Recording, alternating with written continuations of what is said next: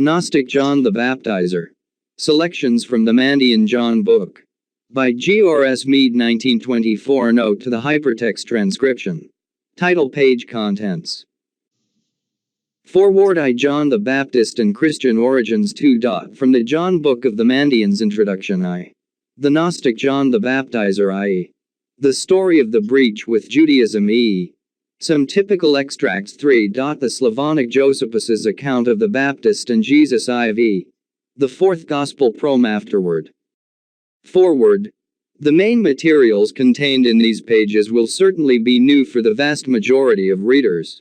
Moreover, the Mandaean narratives, legends and discourses, are not only interesting because of their own distinctive matter and manner, but they are also arresting, for they raise a number of problems, some of which are far-reaching, and one is fraught with implications of immense importance.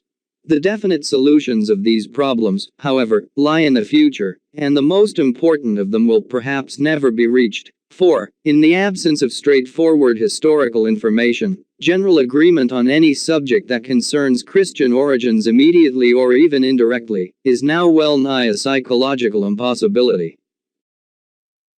The writer's intention in publishing these selections is not to speculate about the problems, for we are not yet in a position to state them with sufficient accuracy, but the very modest undertaking of making accessible for English readers some specimens of narrative and doctrine from one collection only of the traditional Gnostic material which the Mandaean scribes have preserved to our own day through centuries of copying, and which hands on an early literature purporting at least in part to go back to times contemporaneous with Christian origins. For I think it will be of service for them, as a beginning, to read for themselves what the Mandaeans have conserved from the past of the now legendary story of their great prophet, John the Baptizer, and some of the most characteristic notions and doctrines ascribed directly to him, and that too in their full native setting, and not in the form of brief summaries or isolated sentences, which is practically all they will meet with in the very few articles on the subject, which have yet appeared in English and in articles only, for of books there are none. Moreover, it has been impossible to do even this previously, for it is only quite recently that we have had put into our hands a reliable and complete version in German of 2 of the 3 main collections preserved to us, and we are still awaiting the translation of the most important deposit, without which it is impossible to survey the whole field thoroughly, and so make really reliable inferences. All prior attempts at partial translation have been tentative at best, and for the most part erroneous. But though we are still without a scientific version of the treasury, it is nevertheless already possible to give almost a complete setting forth of one topic, for the selections from the John book here presented include practically all the matter that refers directly to the prophet, seeing that the treasury makes only one brief reference immediately to him. In this material a figure is depicted which in many ways differs greatly from the familiar picture sketched in the Gospels, and briefly referred to in the classical Josephus. The interest of the Gnostics has never been in external history, so that for the most part we are either in complete ignorance of, or lamentably uninformed about, the persons of their great teachers and writers.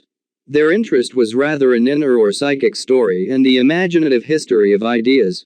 Consequently, the Mandaean picture of John is the prophetical and intimate aspect it presented to those within the mystic atmosphere of the community, and to the fond memory of an esoteric tradition. No external view is preserved. I have deliberately brought out this contrast as strongly as possible, by setting the Mandaean story in the midst between 2 studies of traditions, which make much of John's wild appearance and strange dress, a popular external element which would at first sight suggest an equally primitive quality of his thought and action. This has been done to enable the reader to realize as strongly as possible the difficulties surrounding the fundamental problem of historicity, though the sharpness of the contrast is already somewhat modified by the doctrinal considerations brought out in the first study, which may theoretically help to bridge over to some extent the gap between the crudest features of the popular external tradition and what claims to be an internal tradition, no matter how it may have been sublimated in the form in which it has reached us. The second study, on the Slavonic Josephus's account of the Baptist and Jesus, though throwing no or scarcely any, light on doctrine, PVE is, in my opinion, of importance from the point of view of possible external popular tradition, and in any case will be a novelty for most readers. It is a remarkable and somewhat saddening reflection that now, when after long years of waiting we are at last obtaining adequate versions of these so faithfully preserved Mandaean Gnostic scriptures, their handers on themselves are dying out, and those of them who remain do not seem to be sufficiently instructed, or to possess the general education to throw light on the problems which their documents present to scholars. They do not seem to have any notion of the history of religion or the critical power in any way to analyze their own scriptures, and compare them with parallel developments in the past. What I do not quite understand, however, is why, with regard to the philological side of the subject, no attempt, as far as I can ascertain, has been made by any European Semitic scholar scientifically to study Mandaean with the Mandaeans themselves, and so collaborate with them in translation. They all speak Arabic as well as their native tongue, and it is somewhat puzzling that neither Brandt nor Lidzbarski, who have, after the pioneer work of Noldicki on the language, busied themselves so sedulously with the documents, should not have visited them. They are accessible, and indeed do not seem in any way to be averse from giving information, as is seen from Seufi's informant in the 80s of last century, and quite recently from the account of Miss E.S. Stevens, now Mrs. Drower. The latter has made great friends with the Amara community, and gives an entertaining chapter about them, under the heading of Peculiar People in her brightly written travel book, by Tigris and Euphrates. 1. It is the description of an intelligent and deeply interested observer, but of one unacquainted with the literature of the subject, and therefore not in a position to press for information on points of importance, if perchance it could be obtained. The account deals with externals, but it may be of interest to our readers to reproduce what Mrs. Drower was told about the Shalmono and the Massic ceremony, or rite of the making of a perfect in this connection. There is a way in which a sub-ba may reach a state PVE of holiness, akin to that of the dweller in Mshuni Kashto, the abode of the blessed, and this strange and unworldly people often resort to it.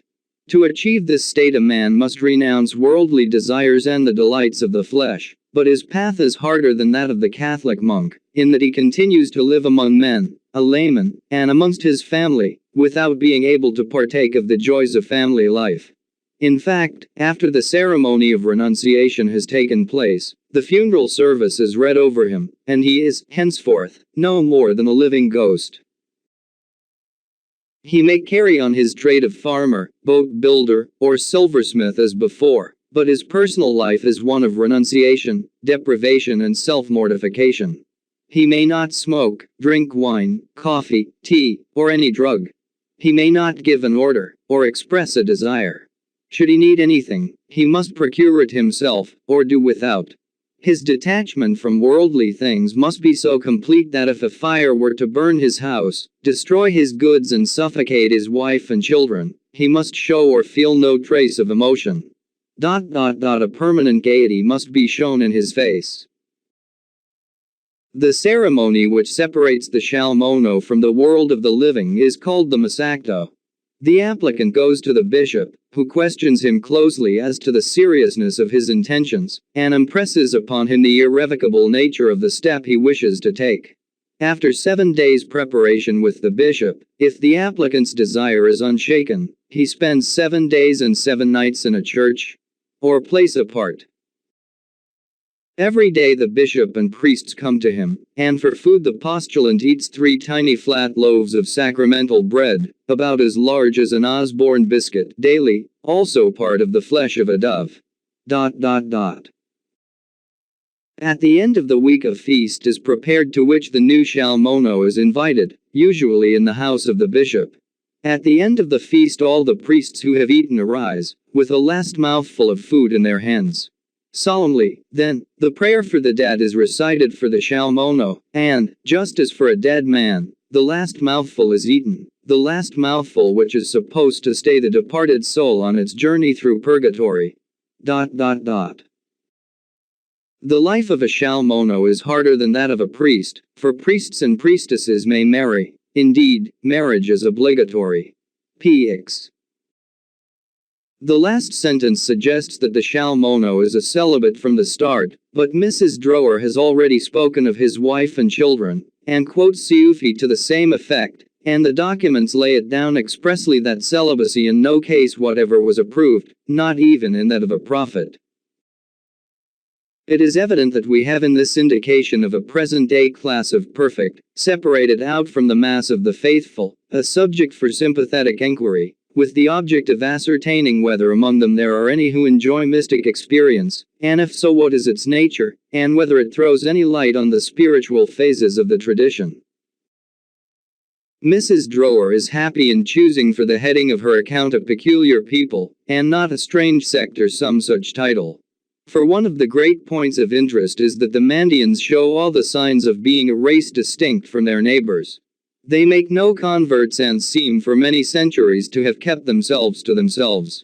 They are not Arabs or Jews in type, but Babylonians, Chaldeans, a problem for the ethnologist to decide. I. John the Baptizer and Christian Origins.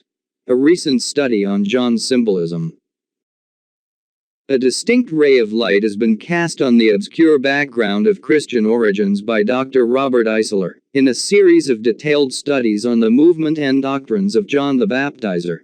These studies, with other cognate essays, appeared originally in the pages of The Quest, 1909-14, and are now available in book form in an arresting volume, called Orpheus the Fisher. Comparative Studies in Orphic and Christian Cult Symbolism. Point 1. By way of introduction and as the most complete contrast to the Mandaean tradition of the Gnostic John, I will set forth in my own way the chief points of these detailed and fully documented essays in summary fashion. Eisler's main point of view is that John based his doctrines and practices largely, if not entirely, on the Hebrew scriptures, the law and the prophets, of which, he contends, he was a profound knower.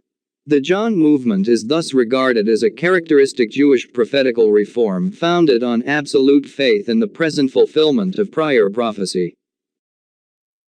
Hereby is brought out in the strongest possible manner the Jewish conditioning of John's preaching and teaching, and this stands in the sharpest contradiction to the page 2 Mandaean tradition, which claims that John was a Gnostic and not a Torah man, and declares that the Jews could by no means understand him, but on the contrary rejected his revelation and drove out his community.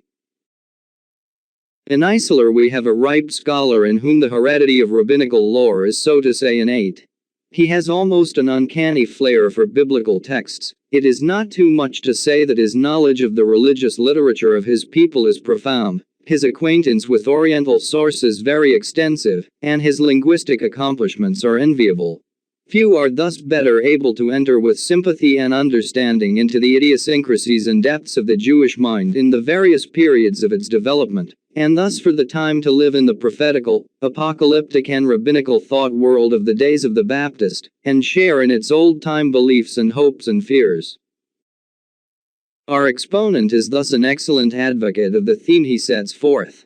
If his wide-flung net has not caught all the fish of the literary and archaeological ocean, he has fished most carefully the stream of John the Baptist tradition, apart from the Mandaean, landed a rich catch, and shown others how most fruitfully to set about bringing to the surface things about John, which have long been hidden in the depths of a buried past. The John passage in the Antiquities of Josephus. In all reason, apart from Christian testimony, John the Baptizer is a historic character, witnessed to by the Jewish historian Josephus, the courtly Flavian chronicler who flourished in the last quarter of the page 3 1st century AD. The famous passage in his Antiquities, XVIII. V2, ed. Nies, Iv. 161, 162, referring to John is undoubtedly genuine, and has been assailed only by the very extreme doctrinaire non-historical school, who find it a very inconvenient thorn in their flesh. A Christian forger would have dotted the I's and crossed the T's with the pen of his tradition, or at any rate betrayed himself in some way by the prejudice of his thought, but this we do not find. The passage runs as follows as nearly as I can render it. Some of the Jews thought that Herod's army had been destroyed, and indeed by the very just vengeance of God, in return for his putting to death of John the Baptizer. For in fact Herod put the latter to death, though he was a good man, nay even one who bade the Jews cultivate virtue and, by the practice of righteousness in their dealings with one another and of piety to God, gather together for baptism. For thus in sooth John thought the dipping in water would seem acceptable to him, God, not if they used it as a begging off in respect to certain sins, but for purity of body, inasmuch as indeed the soul had already been purified by righteousness. Now since the OTHERS1 were gathering themselves together, or becoming organized, for indeed they were delighted beyond measure at the hearing of his, John's, sayings, Logoi Herod, fearing that his extraordinary power of persuading men might lead to a revolt, for they seemed likely in all things to act according to his advice, judged it better, before anything of a revolutionary nature should eventuate from him, to arrest him first and make away with him, rather than when the change came, he should regret being faced with it. Accordingly, on Herod's suspicion, he was sent in bonds to Machaerus to the above-mentioned fortress, and put to death there. The Jews, however, believed that destruction befell the army to avenge him, God willing to afflict Herod. Page 4. This statement of Flavius Josephus is sufficiently categorical. It states clearly that John the Baptizer was a very remarkable prophetical reformer of the day, and that his following was very considerable. John's sayings, Josephus tells us, had an astonishingly persuasive power over the Jewish populace. Herod fears John's influence and is convinced that he could do anything he pleases with the people. But what interests us most in this unfortunately too short statement is the reference to the nature of John's practice and teaching. His proclamation to the Jews, like that of all the prophets before him, was a strenuous call to righteousness. They were to practice righteous dealings with one another, love of neighbor, and piety to God, love of God. There was also an external rite of baptism, but it had to be preceded by a cleansing of the soul, through the fulfilling of this duty to neighbor and to God. Josephus particularly points out that the public washing or dipping was by no means intended as a magical rite, which so many believed in those days, capable of washing away sins. The baptism was not a daily practice, Josephus seems to imply, as among the Essenes and other sects, but a public corporate act, and therefore the historian is clearly in error in regarding it as simply for the purifying of the body.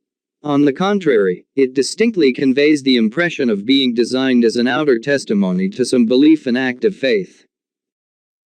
The NT account. The dress and food of repentance. And now let us pass to our New Testament information.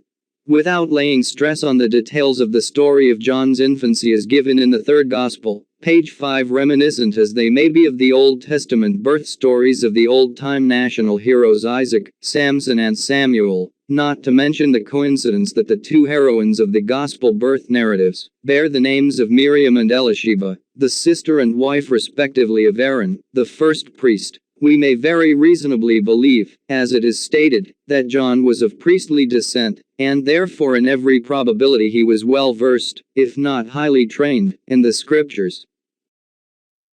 Vowed from his birth to God by his parents, his strange dress and peculiar ascetic mode of life are quite in keeping with prophetical traditions, and thus of the schools of the prophets and of the Nazars. As the prophets of old, notably Elijah, he wore a skin robe. But in keeping with the spiritual significance of his whole teaching, which will be more fully brought out in the sequel, such an outer sign in high probability had an inner meaning for this great proclaimer of repentance, of the turning back of Israel in contrition unto God. Now there were certain Palestinian pre-Christian allegorists or exponents of the Scriptures on quasi-mystical lines called Dorshri Shumth. According to a rabbinic legend, going back along this line of interpretation, the ancient myth of Gen. 321 was conceived more spiritually. After the fall, the first falling away from God, Yahweh Elo plus M clothed Adam and Eve in coats of skin, not because of their nakedness, but in exchange for their lost paradisaical garments of light, John lived at a time when such mystical interpretations, with a host of prophetical and apocalyptic notions, were in the air. It might very well then be page 6 that he himself, in wearing a skin robe, intended something more than a simple copying of the fashion of the ancient prophets. In keeping with his ruling idea, he may have thought it a most appropriate outer sign of repentance, a return to the first garments of fallen man, the proper robe of penitent sinners, and therefore especially of a leader who would show the people a wholehearted example of turning again to God, thus retracing in a contrary direction the way of the fall. So too with regard to food, there must be a return to the primitive law laid down for primal fallen man. Gen. 129. Behold, I have given you every herb bearing seed, which is upon the face of the earth, and every tree, in which is the fruit of a tree yielding seed, to you, it shall be for meat. It was only after the deluge that men were permitted to eat animal food, according to the Noahic covenant as it is called. Imbued with ideas of penitence and repentance, John would desire to return to the strictest food regulations of the earliest days of the fall, in keeping with his symbolic manner of clothing. Not only so, but seemingly with a refinement of self-discipline as a means of contrition, John chose from out the many fruits from a tree yielding seed that of the carob or locust tree, which was considered by the Jewish allegorists the most appropriate food of repentance. For we have preserved from this line of tradition an ancient proverb. Israel needs carob pods to make him repent, said to be based on a prophecy in Isaiah 120, which the Midrash, Wayikra Rabbah 35, quotes as, "If ye be willing and obedient, the good of the land shall ye eat, but if ye refuse and resist, carob pods shall ye eat," where the last clause differs considerably from the RV, which reads, "Ye shall be devoured by the page 7 sword." Perhaps the husks eaten by the prodigal in the gospel parable may in the original Aramaic have been carob pods, lk. 15:16. Much controversy has raged round the locusts eaten by John, and early versions are various. As for drink in addition to water for general purposes, John is said to have in particular sipped the honey of the wild bees. Why is this brought into so great prominence? Again, perhaps this custom was determined for John by the same circle of ideas. He probably bethed him of Deut. 32:13. He made him to suck honey out of the rock, and also of Ps. 81:16. And with honey out of the rock shall I satisfy thee. From such considerations, it may plausibly be believed that John adopted an asceticism of repentance with regard to clothing and food, as completely in accordance with the scriptures as possible, and this in addition to the customary discipline of a vow nazir, consecrated or made holy as such from birth. The technical term for a nazir is a Nazirite unto God, or holy unto God, as of Samson, LXX. Judges 13:7. 16:9 in brief, God's Holy One. Popular Messianic expectations. According to Josephus, the great fear of Herod was that the reformatory movement of John would develop into a dangerous political Messianic revolt. The populace was on the tiptoe of expectation. Many rumors were afloat as to the nature of the long-expected God's anointed. Some thought he was to be a Nazir who would free Israel from their present foes, even as in days of old the Nazir Samson had freed them from the yoke of the Philistines. Moreover, the well-known prophecy is 11:1, about the sprout from the page 8 root or stem of Jesse, gave rise to much speculation, helped out by that word play which exercised so powerful a fascination over the imaginative minds of the Jews of that day, and long before and after over other minds in many other lands. Now sprout in Hebrew is Nisr or Nezer, and this Nisr was to be the longed-for Savior, again Nisr sounding so well together with Nazir. Indeed, as was thought, he must needs be a Nazarian, Heb. Naseri, GK. Nazmarias. Or again, as others expected, he was to be a carpenter, Aram.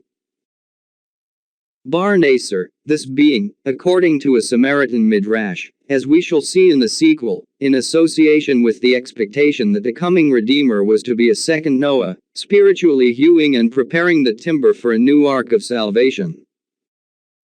All this was in the air and widespread. It is then quite believable, whether John himself made any such claims or no, that there were many rumors current of a messianic purport concerning the strange appearance and powerful appeal of the renowned Baptizer.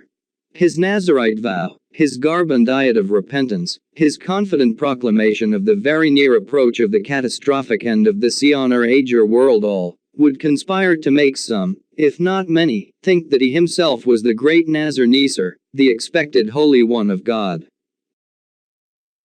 By others he was thought to be Elijah returned, as the prophet Malachi, the book of the angel or messenger of Yahweh, had foretold. 4:5. Behold, I will send you Elijah the prophet before the great and terrible day of the Lord come. Or even, maybe, some thought that that prophet of promise like unto Moses, Deut. 18:15, had been raised up in John. John himself apparently made no claim to be any of these. He was a proclaimer of the near approach of the great and terrible day, and page 9, a powerful exhorter to repentance. It is doubtful even whether he gave himself out to be simply the voice of one crying in the wilderness, Mk. 1:3, for such a knower of the scriptures would have been aware that the original of Isaiah 43 read, "The voice of one crying in the wilderness," etc. But apparently John was not only an inspired prophet, he was also a wonder worker, if certain echoes concerning him in the synoptics ring true. For there we read that because of his healing wonders Jesus was thought by some to be John returned from the dead, and that the same accusation in this connection of being possessed by a demon brought against Jesus, had also been brought against John. The sanctification of the Jordan water. However all this may be, John was utterly convinced, not only that the time of the end was close at hand, but also that the prophecies were beginning to be fulfilled. But what of his characteristic baptizing in the Jordan of all places? This is taken as a simple historic fact which requires no explanation by the vast majority, but it presents a serious problem for those who are aware that in those days the brackish waters of the sluggish Jordan were deemed by theologians and ritualists as unfit for purificatory purposes. What then could have induced John to reject this priestly and purest task? The only feasible motive is to be found in supposing that John was convinced that a remarkable prophetical vision of Ezekiel 47:1-8, where the prophet is addressed as Son of Man, was being fulfilled. In the longed-for time of the Messianic deliverance, a mighty stream of holy water from the temple hill of Zion was to flow down and heal the waters of the unclean Jordan land, the Arab or desert. Page 10. Isler has acutely conjectured that this idea of a fount of living and healing water for Israel goes back ultimately to Isaiah 28:16, not however as it stands at present in the RV wording, but in its extended form, which was well known up to the 3rd century AD. This reads as follows according to his rendering. Behold, I lay down in Zion a living stone, a stone of probation, a precious threshold stone for a foundation. Out of its hollow shall flow forth rivers of living water. He that believeth on me shall not suffer from drought.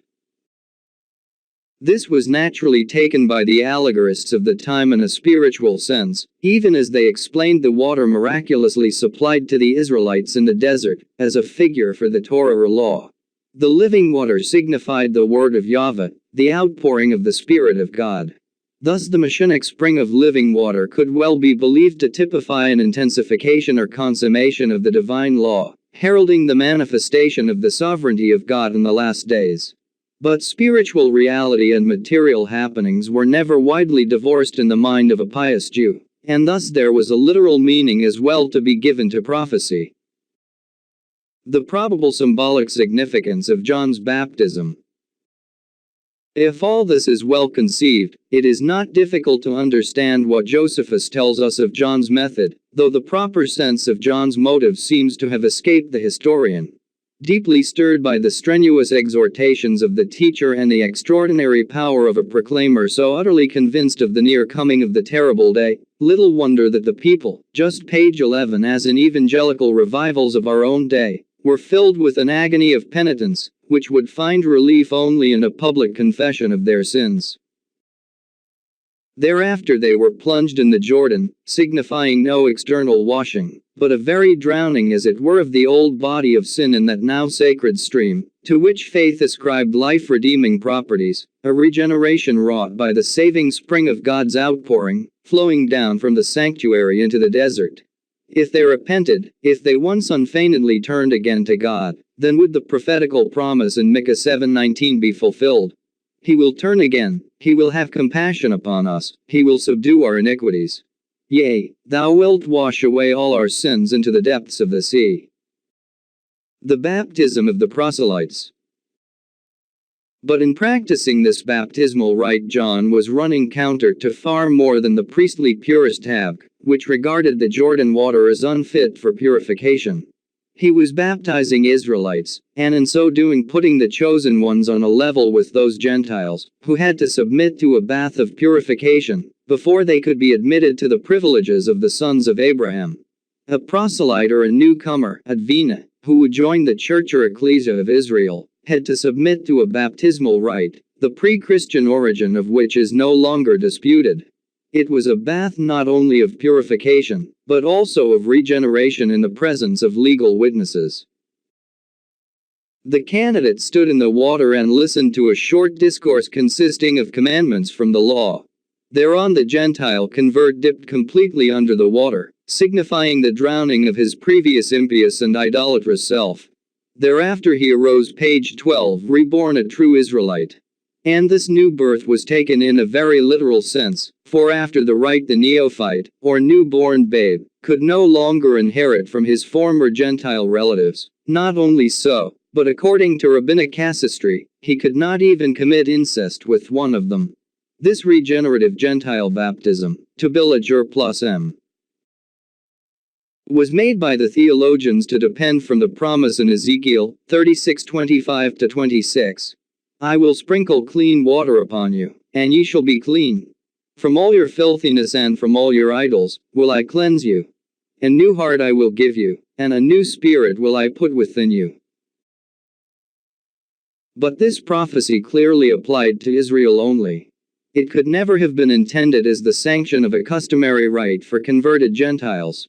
It is thus very credible that a fervent eschatologist, filled with messianic expectations, such as John, would conceive the promise as foreshadowing a unique miraculous event of the last days. Moreover, John's insistence on baptism for the Jews, at a time when their religious leaders thought it necessary to impose baptism on Gentile converts as a purificatory regenerative rite making them fit to be associated religiously with the naturally born sons of Abraham, seems clearly to have been dictated by the deeper spiritual conviction that it was Israel itself who required regeneration. For John, from the standpoint of spiritual values, the Jews were no more a privileged people, they had forfeited their birthright. Israel itself was now no better than the heathen. Physical kinship with Abraham could no longer be considered a guarantee against the wrath to come. To escape the trials and terrors of that day, the only way for them was to repent, and so become members of the new spiritual Israel, by submitting to page 13 a rite similar to that which they arrogantly imposed on the Gentiles. What greater humiliation than this could there be to the racial pride of the Jew? But things were so desperate, that it required even this act of humiliation as an earnest of truly sincere repentance and contrition. Unrepentant they were no better than heathen idolaters. One of John's discourses and its symbolism. Let us now turn to the first part of the short but powerful address of the Baptizer handed on by Mountain, 3:7-10, NLK 3:7-9, a most interesting example of those stirring utterances or sayings of his referred to by Josephus.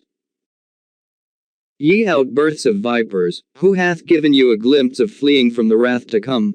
Make fruit, therefore, worthy of, or sufficient for, your repentance. And think not, LK. Begin not to say within, or among, yourselves, we have Abraham for father. For I say unto you that God is able of these stones, Aram, Abinah, to raise, or wake, up children, Aram, Benaiah, for Abraham. But even now the axe is laid unto the root of the trees. Every tree, therefore, which beareth not good fruit, is hewn down and cast into the fire. This graphic discourse, contained in Q, begins with the same terrible phrase generation or outbursts of vipers which Jesus also uses on several occasions. It may possibly go back to Micah 7:17, where we read, referring to the heathen, "They shall lick the dust like serpents, like those creeping on the earth." And if licking the dust can be taken in the sense of the allegorists of the time, who interpret it as eating excrement, a fate allotted to the serpent-shaped souls of the damned in Sheol, it becomes all the more strikingly graphic. In vain do they think they will, page 14, escape because they are of kinship with Abraham, or that God cannot repeat the wonder he once wrought, of raising up children out of the barren rock of their forefather. God is able to make a new Israel out of the very stones, just as he had of old hewn, like stones, Heb. Aban plus M, a line of sons, Heb. Bn plus M, from the once barren rock of Abraham, as Isaiah says, 51:1-2. Look unto the rock whence ye were hewn. Look unto Abraham your father. This for the stones, but what of the trees? There are other passages in the OT, e.g. PS 1:1, Jur. 17:5-8, which liken the man who delights in the law and has faith in Yahweh to fruit-bearing trees, but the most arresting verse in this connection is to be found in the continuation of the same vision in Ezekiel 47:1-8, which so graphically depicted the Messianic source. This reads, v12. By the river upon the banks thereof, on this side and on that side, shall grow all trees for meat, whose leaf shall not fade. They shall bring forth new fruit month after month, because their waters issue from the sanctuary. And the fruit thereof shall be for meat and the leaf thereof for medicine. The mystical application of this prophetical utterance to the righteous of Israel as the fruit-bearing trees of the longed-for days of the Messiah would surely strike the imagination of so intuitive a mind as John's. It is indeed all of a piece with his general conception and expectation, and fits in most deftly. The fish and fishers symbolism. But this does not exhaust the imagery of Ezekiel's striking vision of the outpouring of God's Spirit in the page 15 days of the end, which made so deep an impression upon John. The prophet uses another graphic figure, which also greatly influenced early Christianity and was made much of later on, in the symbolic interpretations of some of the church fathers. If only we had the mystical exegesis of this figure as conceived in the mind of the pre-Christian Palestinian Dorsh Rasham, who anticipated in some ways the Alexandrian Jewish allegorists of Philo's day, we should probably find that they had already given spiritual significance to the following arresting verses, 9 and 10, of the vision.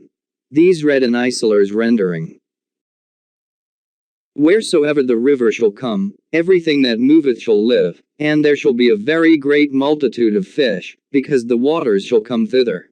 And it shall come to pass that the fishers stand by it from Engedi unto Eneglam. They shall be a place to spread forth nets for all fish, according to their kinds. Engedi and Eneglam were two oases with freshwater springs, the Gedi or Kid Spring, and the Eglam or Calf Spring on the shores of the Dead Sea or Salt Lake. The former was the chief center of the Essenes. With such a striking figure before him, it would be easy for John, the proclaimer of repentance awed the turning again to God of a righteous remnant, to believe that in the days of the end, there were to be prophets who should be fishers of men.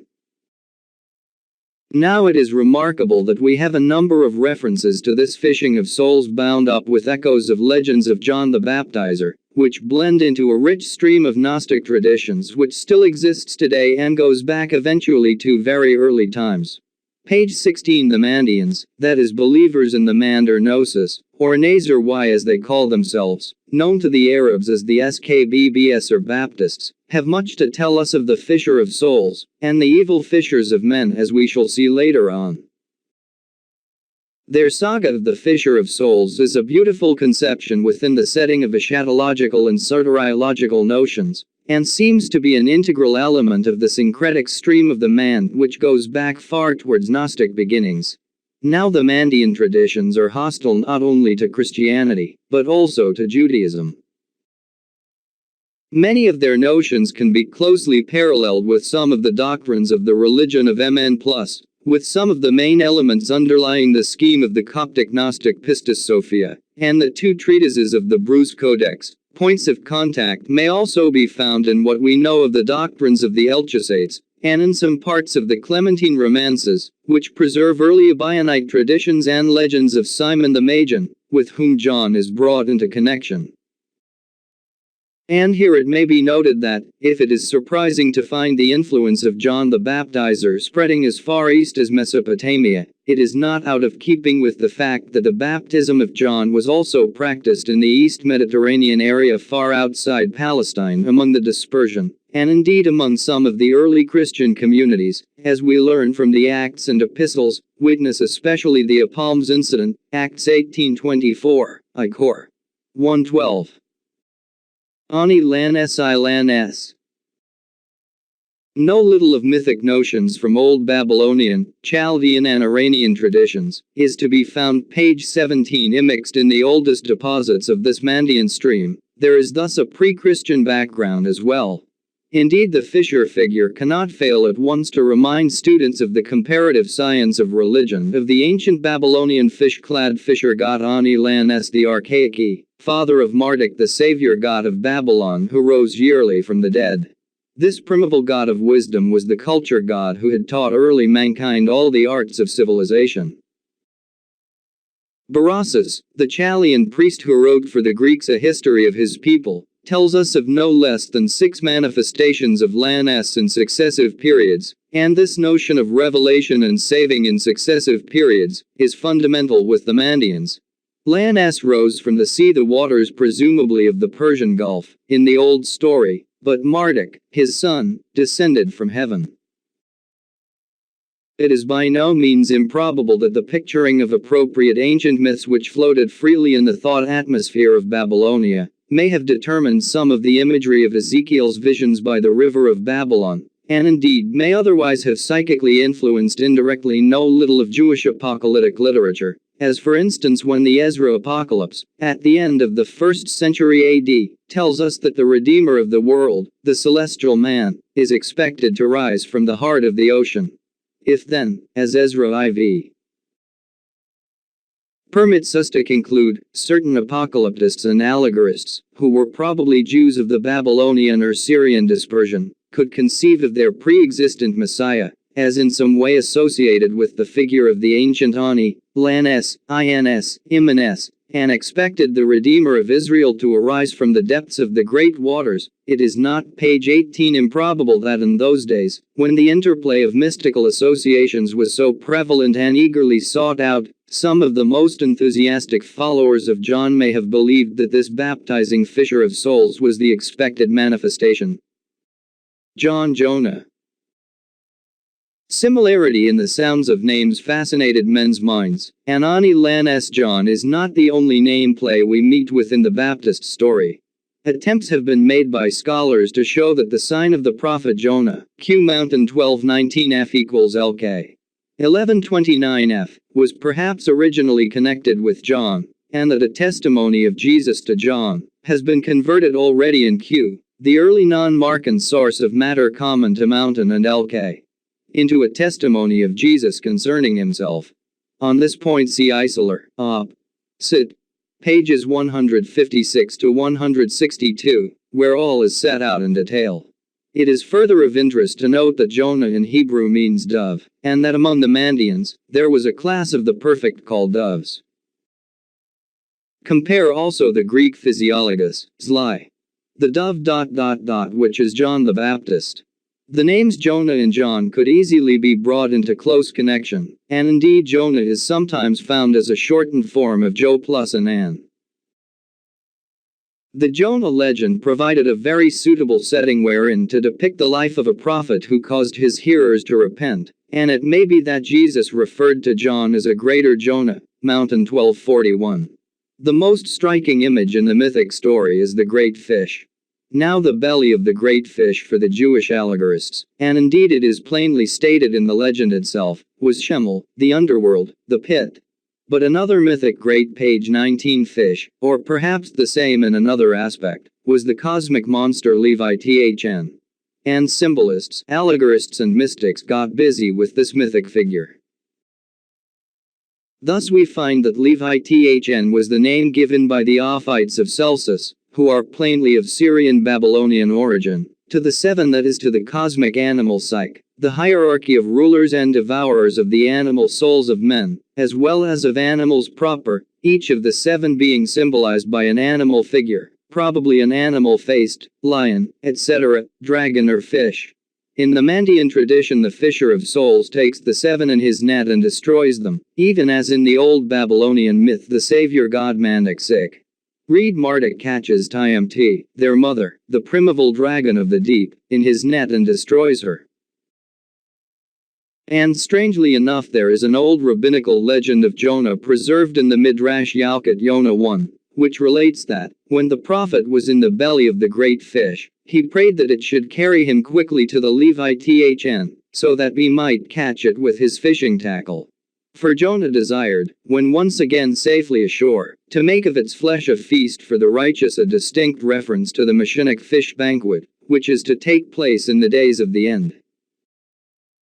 The Jewish folk of the Babylonian dispersion, who were surrounded with images of the fish-clad Ani Lan and of his priests, would easily think of them as representing a man swallowed by a fish, and as easily be reminded of the story of their great prophet Jonah, who was fabled to have made the proud king of Ashur and all the Ninevites repent, and the mystics subsequently would easily associate all this with Messianic notions. Page 20. Rabbinic fish symbolism.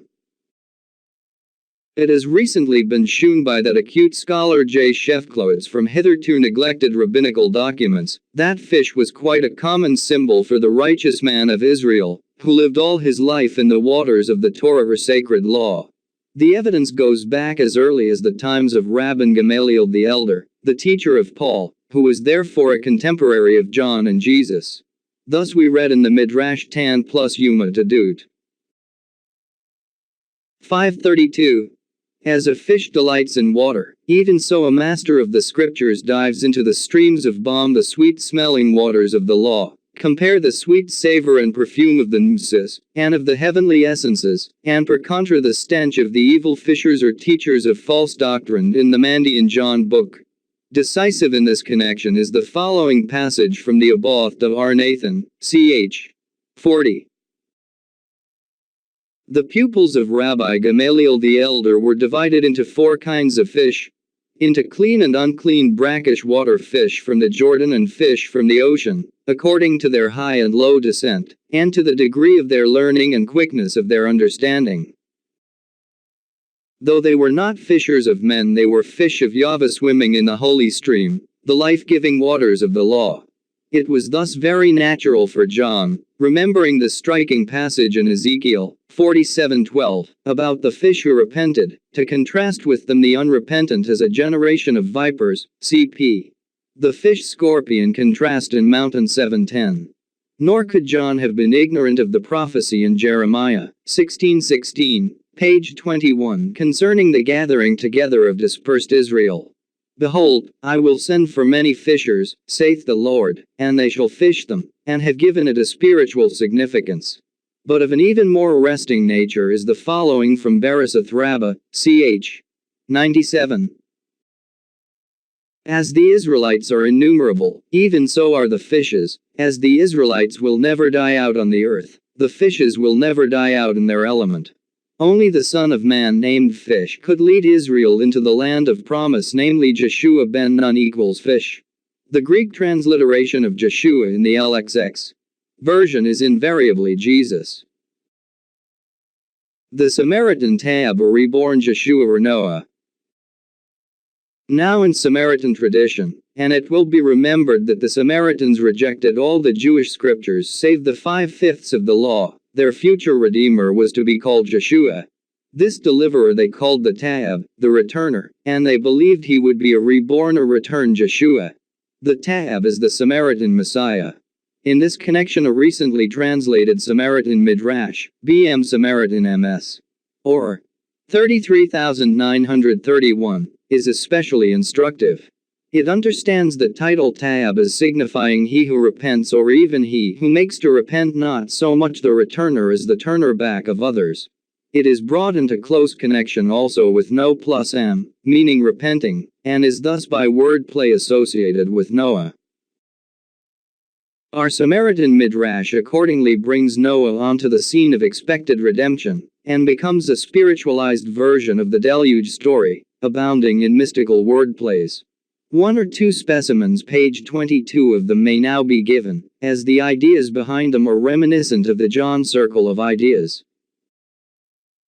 Whereas in the old story Yahweh orders Noah, "Make thee an ark, Teba," the Midrash makes God say unto the Tab, "Make thee a conversion or repentance, Aram, Shuba, Tuba." And so it continues in many details, glossing the original parts of the ark by means of wordplay, introducing notions of propitiation, expiation and atonement. A single passage from the original will make this clear, and in reading it, we should remember that Samaria was a hotbed of mystic and Gnostic movements of all sorts. "Behold, I bring a flood of conversion and of divine favor upon the earth, to save Israel and gather it from everywhere under the sky. I shall perform my covenant, which I have set up with Abraham, Israel and Jacob. And thou shalt enter into the conversion, thou and thy house and the whole house of Israel with thee, and take with thee all kind of ... praying and fasting and purification, which thou performest, and take all unto thee, and it shall be for conversion for thee and for them." And the Tab did everything as God had commanded him. The ark, Teba, saved Noah from the flood of perdition, and the conversion, Shuba, Tuba, will save the penitent one, Tab, and all the sons of Israel from the flood of perversion. The flood of perversion is that of the cursed eon. Among the many messianic expectations of those days, therefore, was the belief that in the last days, it would again be as in the times of Noah, as indeed we are expressly informed by Q. Mountain 2437 ff. Equals LK. 1726 ff. John's eschatological symbolism. There are other points of interest in the fragmentary sayings of John and other references preserved in the synoptic accounts, but of these, we shall select only page 23:1 as being of special interest. John's expectation of the nature of the catastrophe of the times of the end was somewhat complex. 3 phases of elemental destruction haunted his imagination. Similar disasters had already happened in the past, at the culmination of certain successive critical periods in the history of mankind. There had been a destruction by water, another by a mighty wind and tempest which overwhelmed the great tower, to which many a rabbinic legend testifies, and a destruction by fire in the days of Lot. John's baptism or water purification may well have been intended as an outer sign of the inner attempt to avert from the righteous the dire results of the great forthcoming world trial, by the water of God's wrath, that would overwhelm the wicked. But there were 2 other baptisms or purifications which he expected a greater than himself to effect in similar fashion, and for a similar purpose. There was to be a purification or baptism by fire, and, in Christian interpretation, the third and last and greatest, was to be effected by means of the Holy Spirit. This would not be out of keeping with the belief of John, for it was ever the Spirit of God, as water, fire or wind, that would purify and save the righteous.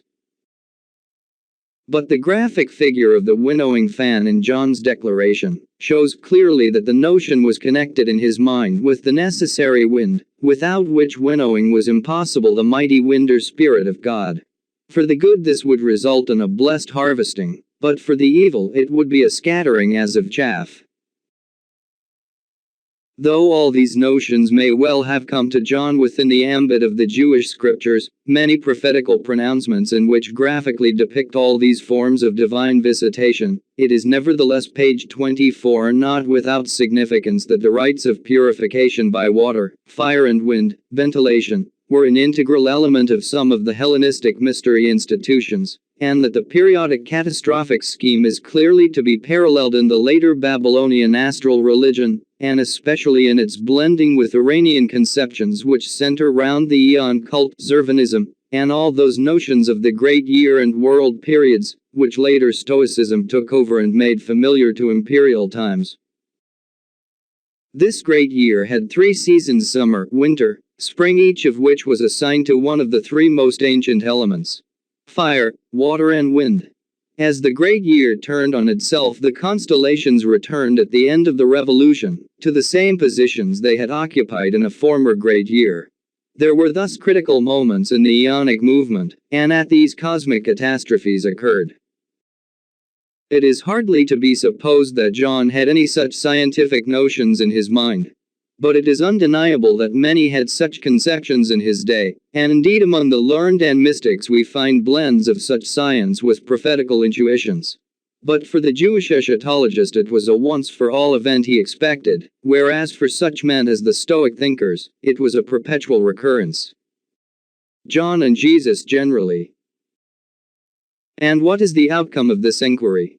It seems to me that a very important background of Christian origins is here indicated. It points to a widespread Jewish eschatological and therefore necessarily messianic movement prior to Christianity, of which earliest Christianity was at first a culmination, whatever page 25 modifications and completions were subsequently introduced.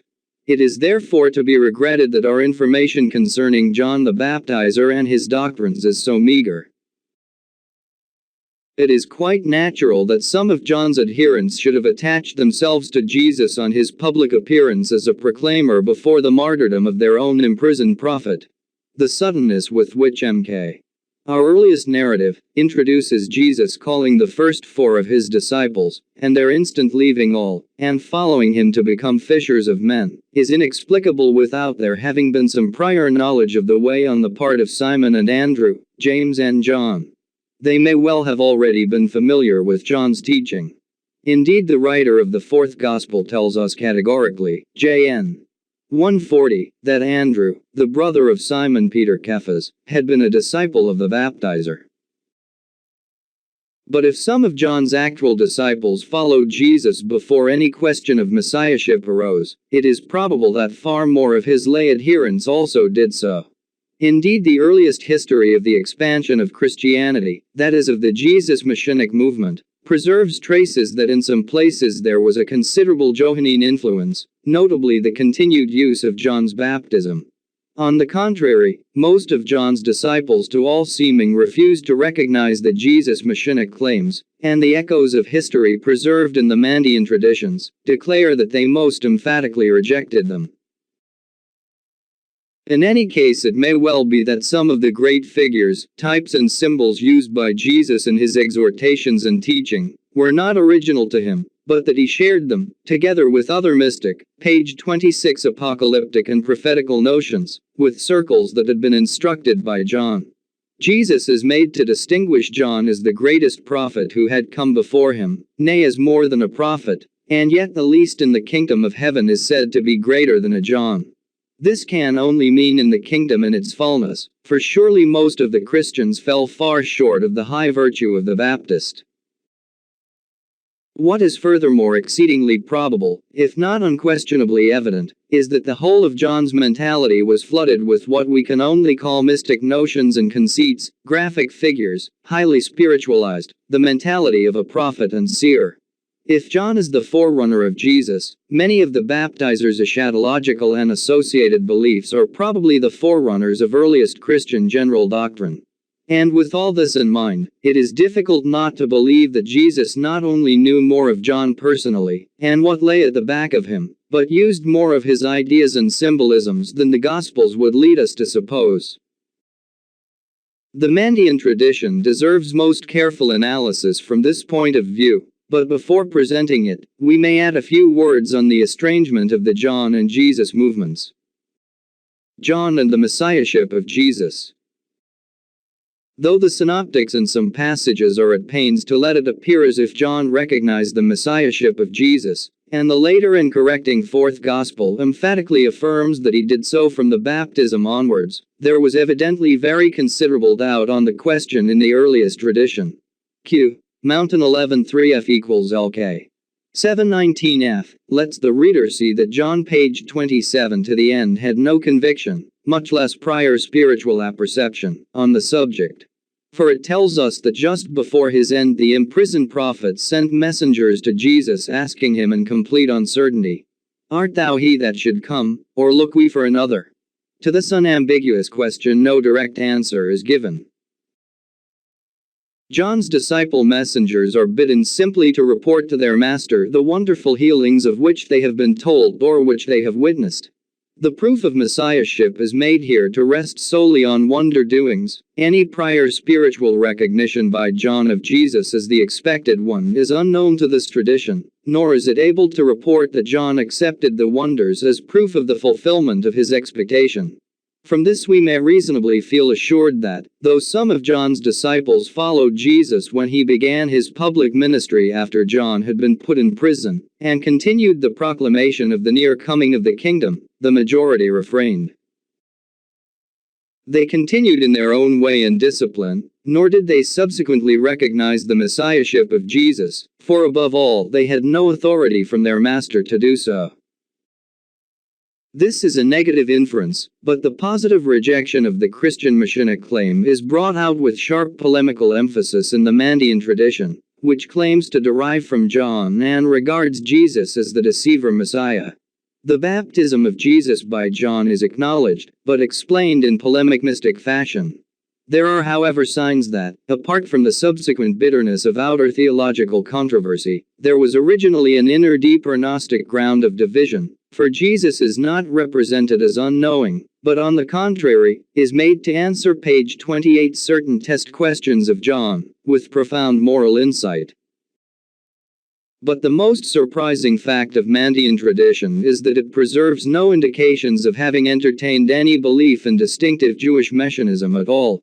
Its soteriology is peculiar to itself, and the tradition repudiates Jewish prophecy and apocalyptic, and in fact the whole Torah, as emphatically as it does Christian doctrine.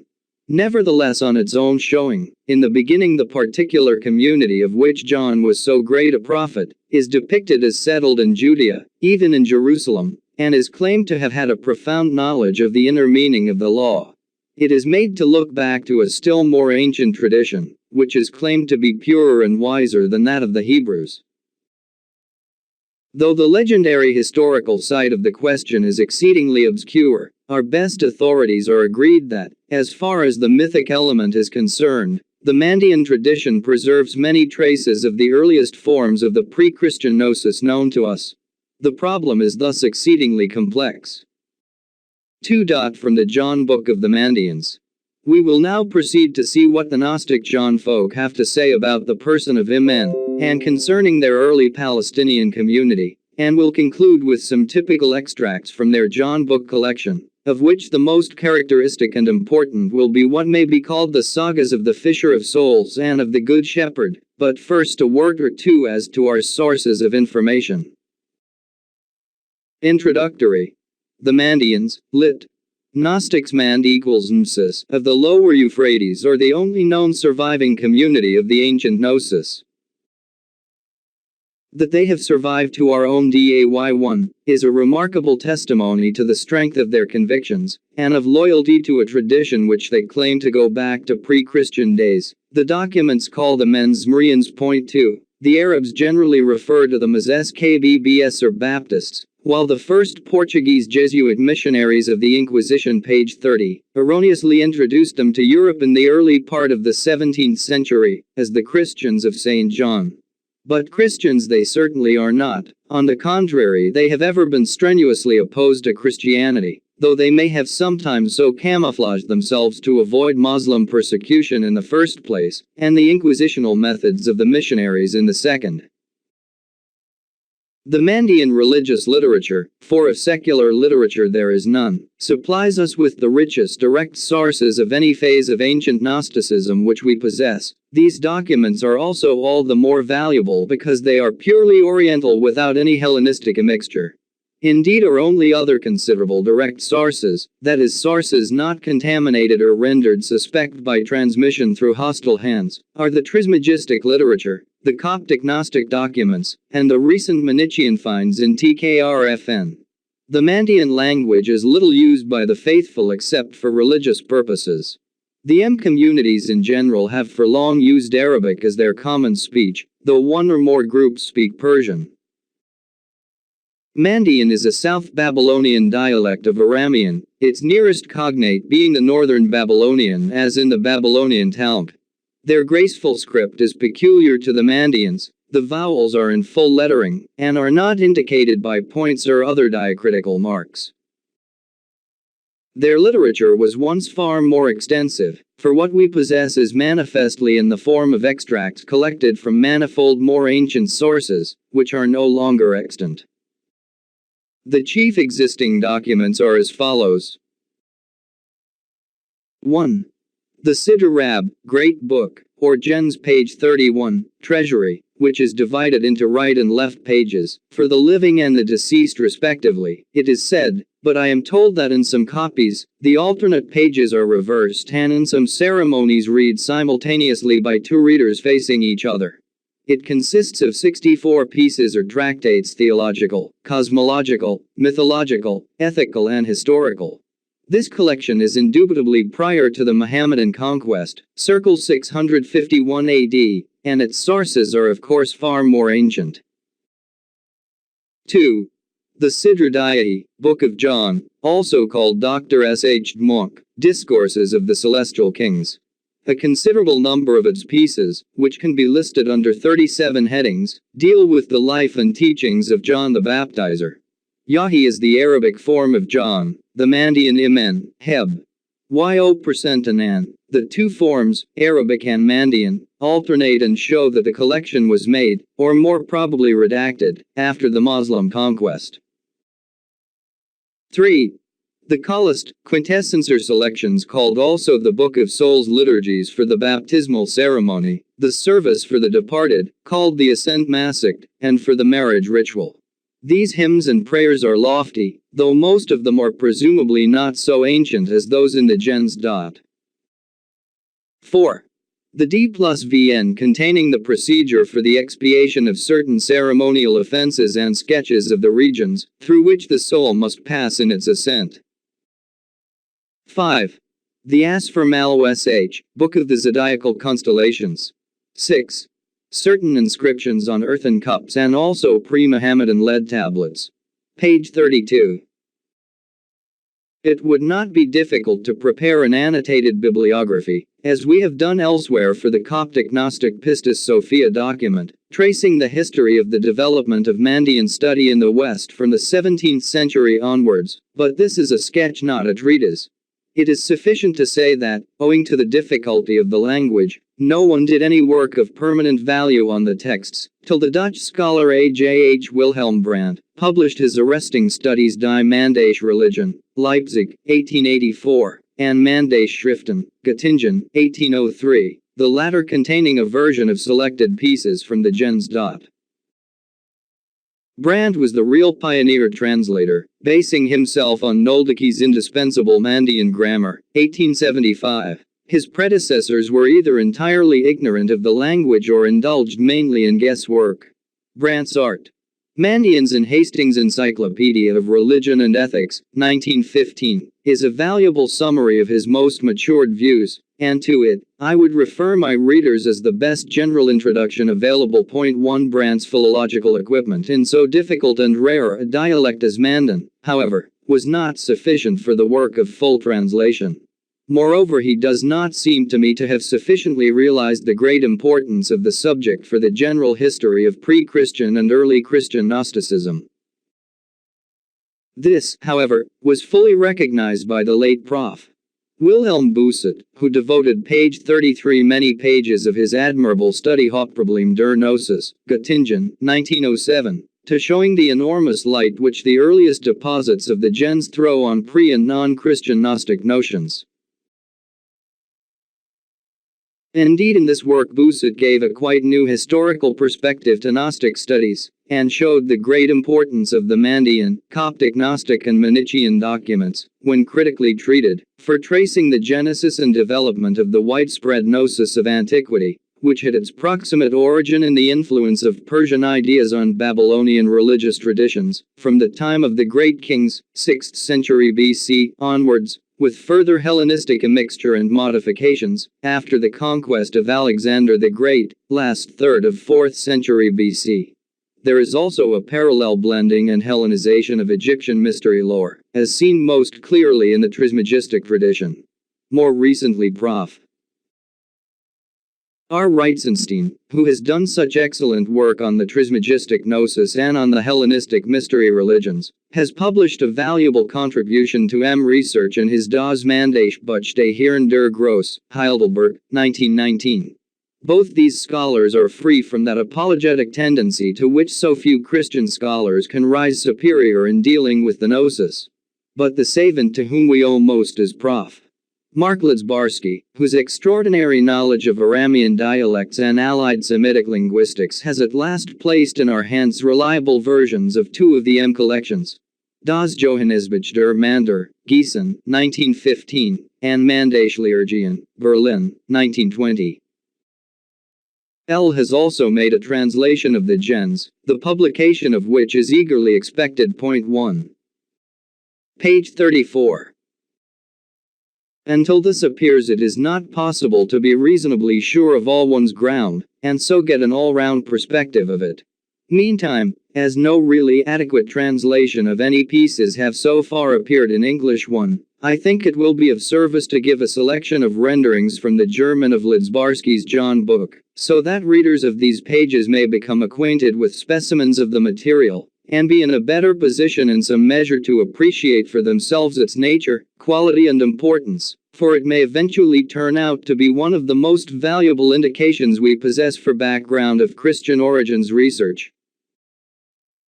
These renderings will be as close to the German as possible, so that readers may have L's version practically before them, and the inevitable leakage of translation from translation be reduced to a minimum. Even so, I hope that what seems to me to be the beauty of the original will not be entirely evaporated.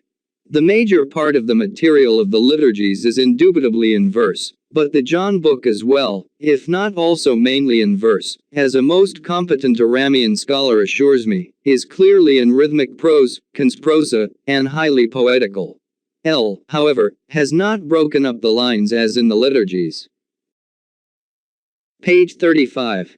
First, let us begin with the pieces purporting to give information concerning the person of the prophet. I. The Gnostic John the Baptizer. Portents at John's birth 18.1. In the name of great life may hallowed light be glorified. A child was planted out of the height, a mystery revealed in Jerusalem. Point 2. The priests saw dreams, chill seized on their children, chill seized on Jerusalem. Early in the morning he went to the temple. He opened his mouth in blasphemy and his lips of lying.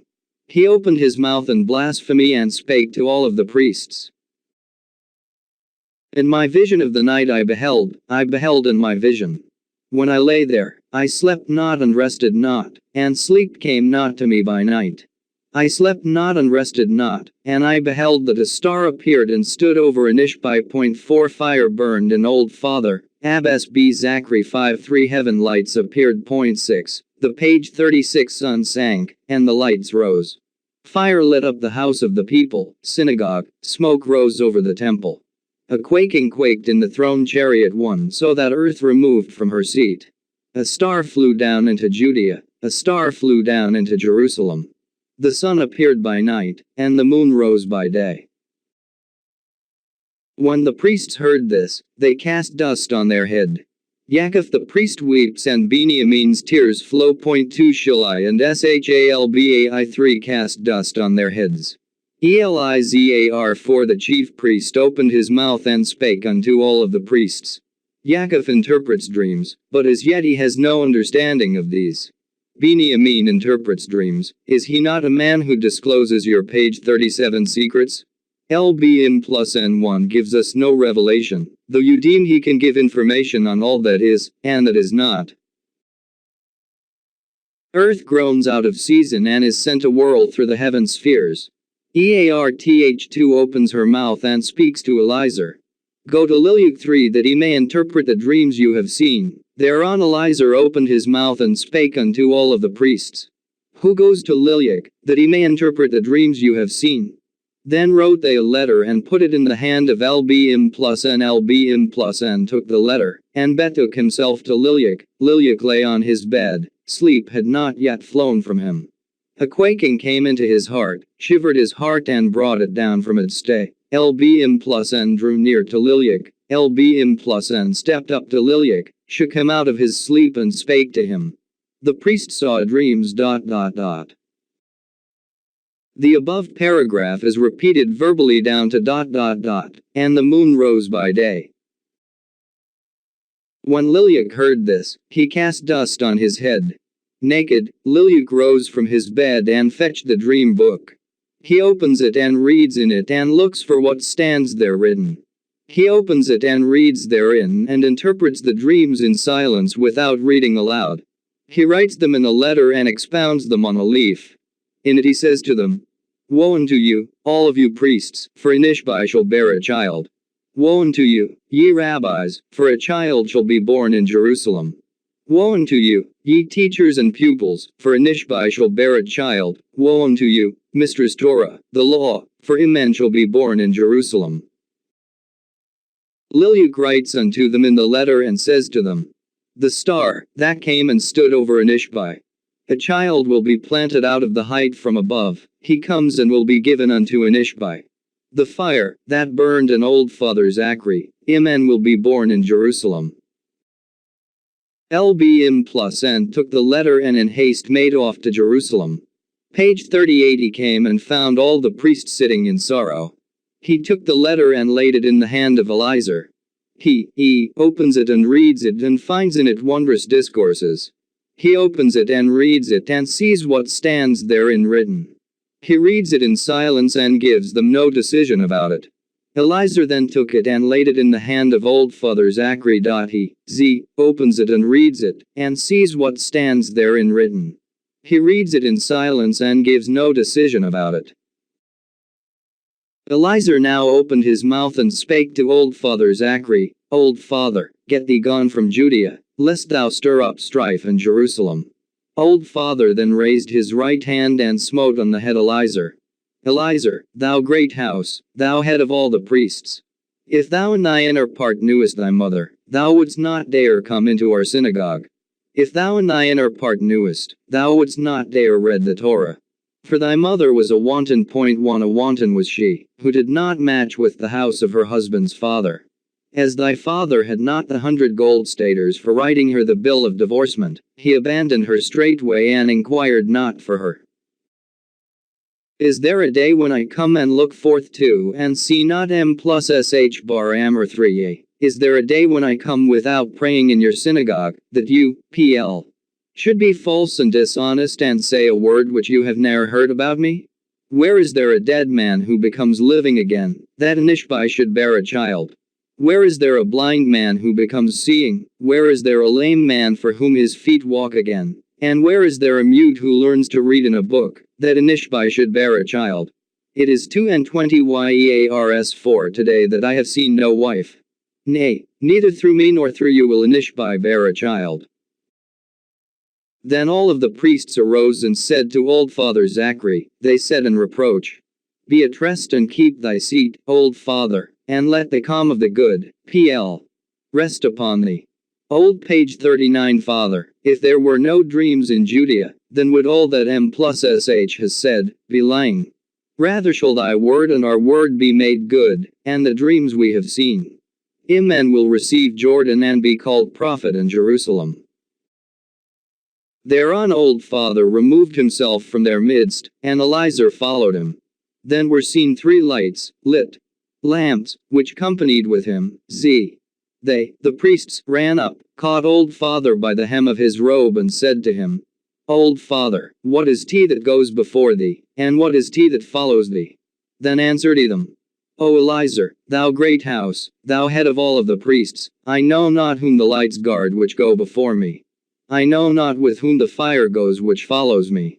But neither through me nor through you will Inishbai bear a child. Then all the priests rose and said to old father Zachary, they said in reproach, Old father Zachary, be at peace, firm and decided, for the child will be planted from out of the most high height, and be given to thee in thy old age. Imen will be born, Imen will receive Jordan and be called prophet in Jerusalem. We will be baptized with his baptizing, and with his pure sign will we be signed. We will take his bread and drink his drink, and with him ascend to light's region.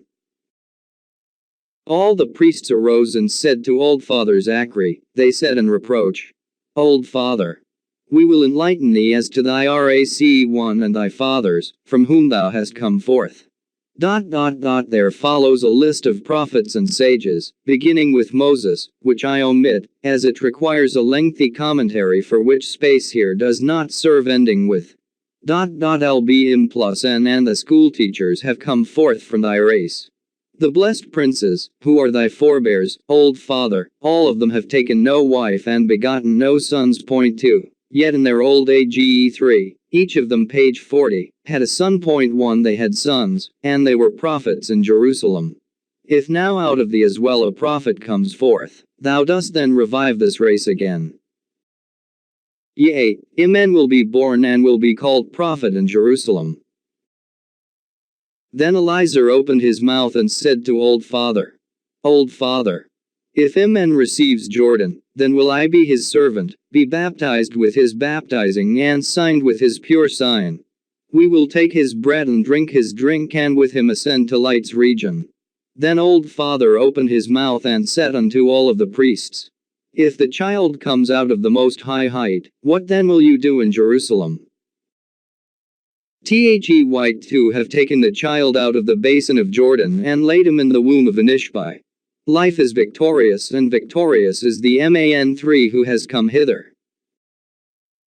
John's proclamation concerning himself and his assumption of the prophet's mantle. 19. Yahi proclaims in the nights, Amen on the nights evenings. 4. Yahweh proclaims in the nights and says, Through my Father's discourses I give light, and through the praise of the man, my Creator, I have freed my soul from the world, and from the works that are hateful and wrong. The Seven 5 put question to me, the dead who have not seen life, and they say, In whose strength dost thou stand there, and with page 41 whose praise dost thou make proclamation? Thereon I gave to them answer, I stand in the strength of my Father and with the praise of the man, my Creator. I have built no house in Judea, have set up no throne in Jerusalem. I have not loved the wreath of the roses, not commerce with lovely women. I have not loved the defective one, not loved the cup of the drunkards. I have loved no food of the body, and envy has found no place in me. I have not forgotten my night prayer, not forgotten wondrous Jordan. I have not forgotten my baptizing, not forgotten my pure sign. I have not forgotten Sunday 2, and the day's evening has not condemned me. I have not forgotten Shilmai and Nibdai 3 who dwell in the house of the mighty. 4. They clear me and let me ascend, they know no fault, no defect is in me. When Yahi said this, life rejoiced over him greatly. The seven sent him their greeting, and the Twelve 5 made obeisance before him. They said to him, Of all these words which thou hast spoken, thou hast not said a single one falsely. Delightful and fair is thy voice, and none is an equal to thee. Fair is thy discourse in thy mouth, and precious thy speech, which has been bestowed upon thee. The vesture which first life did give unto Adam, the man. 6. The vesture which first life did give unto Rm7 page 42 the man, the vesture which first life did give unto Shurbai 1 the man, the vesture which first life did give unto Shum bar nk2 has he given now unto thee. He hath given it thee, O Yahi, that thou mayest ascend, and with thee may those ascend. The house of Defect3 will be left behind in the desert. 4. Everyone who shall be found sinless, will ascend to thee to the light's region. He who is not found sinless, will be called to account in the guard houses. 5. And life is victorious. John's light ship. 20. Yahi proclaims in the nights, Amen on the nights evenings. Yahweh proclaims in the nights and says, In the name of him who is wondrous and all surpassing. The sun sat in his court corona, and the moon sat in the dragon. The 4 page 43 winds of the house get them gone on their wings and blow not. 1. The sun opened his mouth and spake unto Yahi 2, Thou hast 3 headbands and a crown which equals in worth the whole world. Thou hast a ship of Mashklal 3 which sails about here on the Jordan. Thou hast a great vessel which sails about here twixt the waters. Point 4 If thou goest to the house of the Great One, remember us in the Great's presence. Thereon Yahi opened his mouth and spake to the sun in Jerusalem. Thou inquirest about the headbands, may the perfect, PL. Watch o'er thy crown. This mashkal ship they have carpentered TOGTHER5 with glorious splendor. On the vessel that sails twixt the waters, the seal of the king has been set. SHE6 who in thy HOUSE7 plays the wanton, goes hence and approaches the dung house. She seeks to have children from her own proper spouse. 9, and she does not find them. If she THEN10 has fulfilled her vow, and she departs. 11 She is unworthy for the house of the life, and will not be allotted to the light dwelling. And praised be life. Page 44. John the Ascetic 21. Yahi proclaims in the nights, Amen on the nights evenings. Yahweh proclaims in the nights and speaks. Stand not I here alone? I go to and fro. Where is a prophet equal to me? Who makes proclamation equal to my proclamations, and who doth discourse with my wondrous voice? When Yahi thus spake, the two women weep. Miryai1 and Anishbai weep, and for both tears flow. They say, We will go hence, and do thou stay here, see that thou dost not bring us to stumble. Will go hence, and do thou stay here, see that thou dost not bring me to stumble. Will go hence, and do thou stay here, see that thou dost not fill me with sorrow. Then Yahi opened his mouth and spake to Anishbai in Jerusalem. Is there any who could take my place in the height? Is there any who could take my place in the height, so that thou mayest pay for me ransom? If thou canst pay for me ransom, then bring thy jewels and ransom me. If thou canst pay for me ransom, then bring thy pearls and ransom me. If thou canst pay for me ransom, then bring thy gold and ransom me. 2. Thereon Anishbai opened her mouth and spake to Yahi in Jerusalem.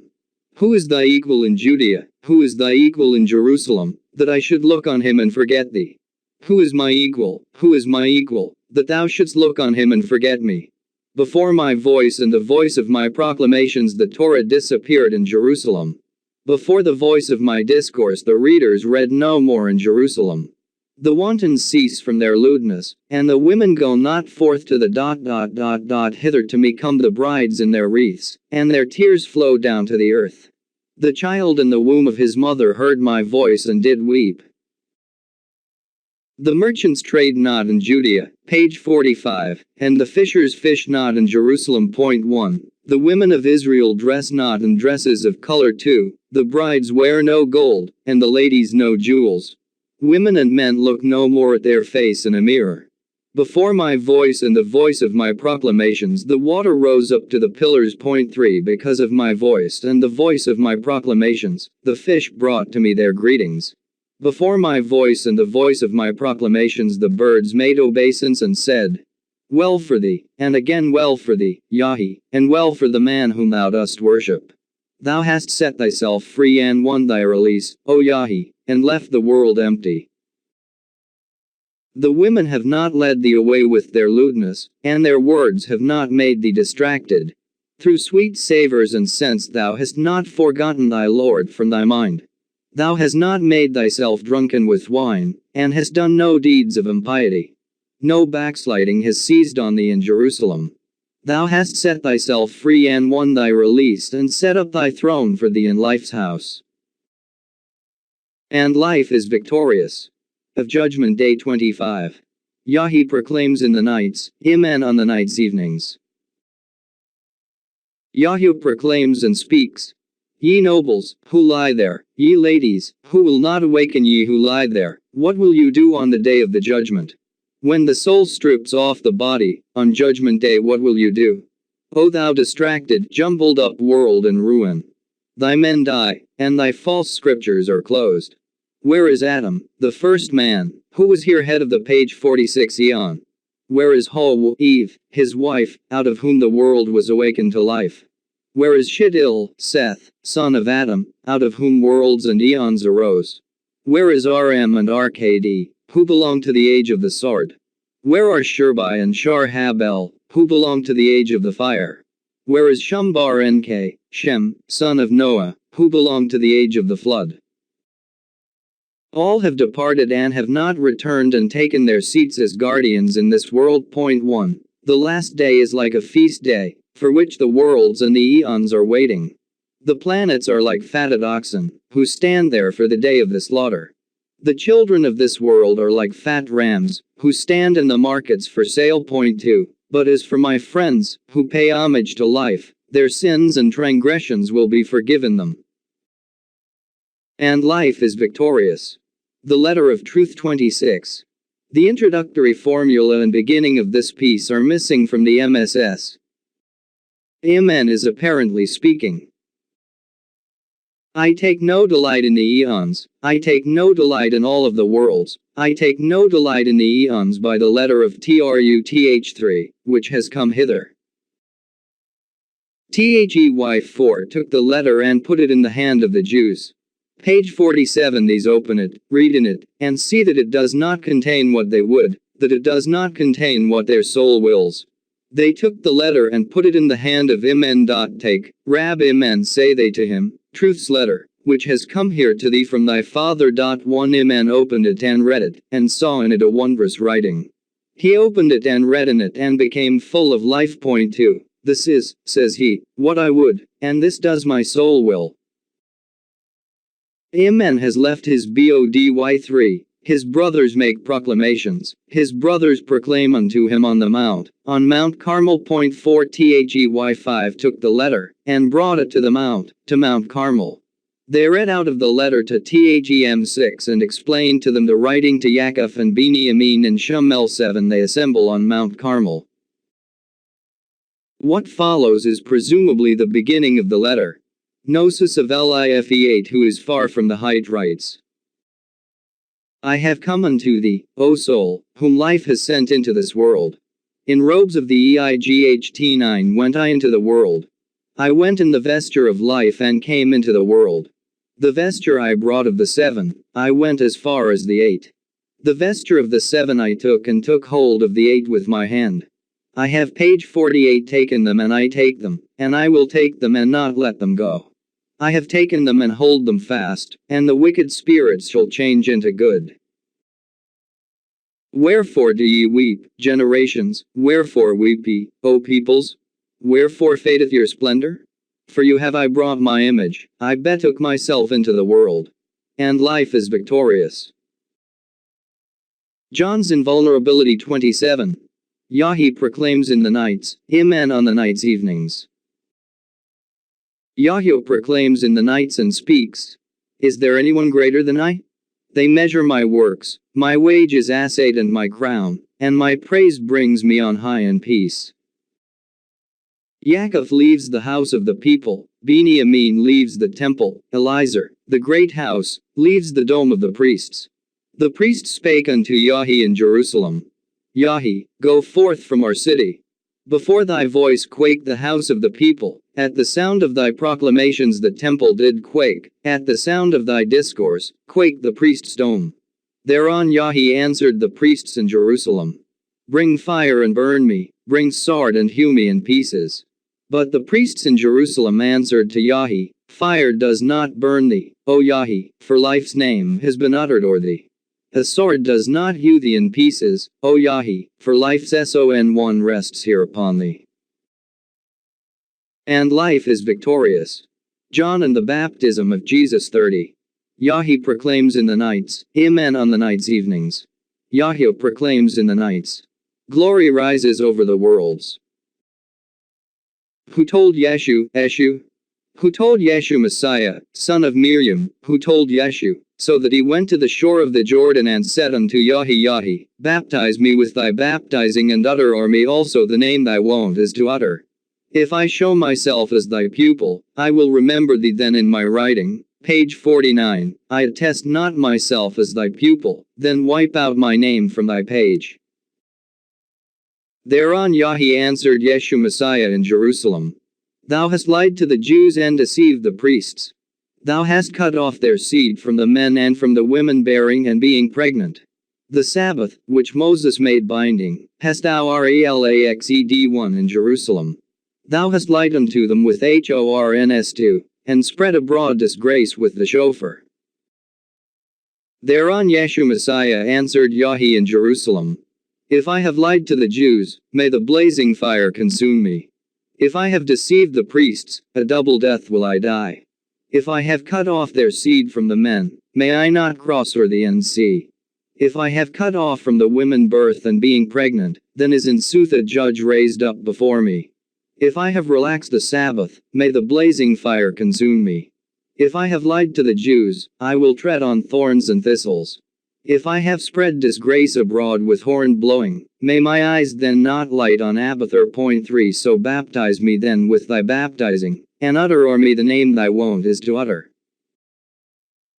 If I show myself as thy pupil, I will remember thee then in my writing. If I attest not myself as thy pupil, then wipe out my name from thy page. Then spake Yahi to Yeshu Messiah in Jerusalem. A stammerer becomes not a scholar, a blind man writes no letter. A desolate house mounts not to the height, and a widow becomes not a virgin. Foul water becomes not tasty, and a stone does not with oil soften. Thereon Yeshu Messiah made answer to Yahi in Jerusalem. A stammerer a scholar becomes, a blind man writes a letter. A desolate house mounts unto the height, and a widow becomes a virgin. Foul water becomes tasty, and a stone with oil softens. Thereon spake Yahi unto Yeshu Messiah in Jerusalem. If page 50 thou givest me illustration for this, thou art really a wise Messiah. Thereon Yeshu Messiah made answer to Yahi in Jerusalem. A stammerer a scholar becomes. A child who comes from the bearer, blooms and grows big. Through wages and alms he comes on high. He comes on high through wages and alms, and ascends and beholds the light's region. A blind man who writes a letter. A villain who has become virtuous. He abandoned wantonness and abandoned theft, and reached unto faith and almighty life. A desolate house who ascends again to the height. One of position who has become humble.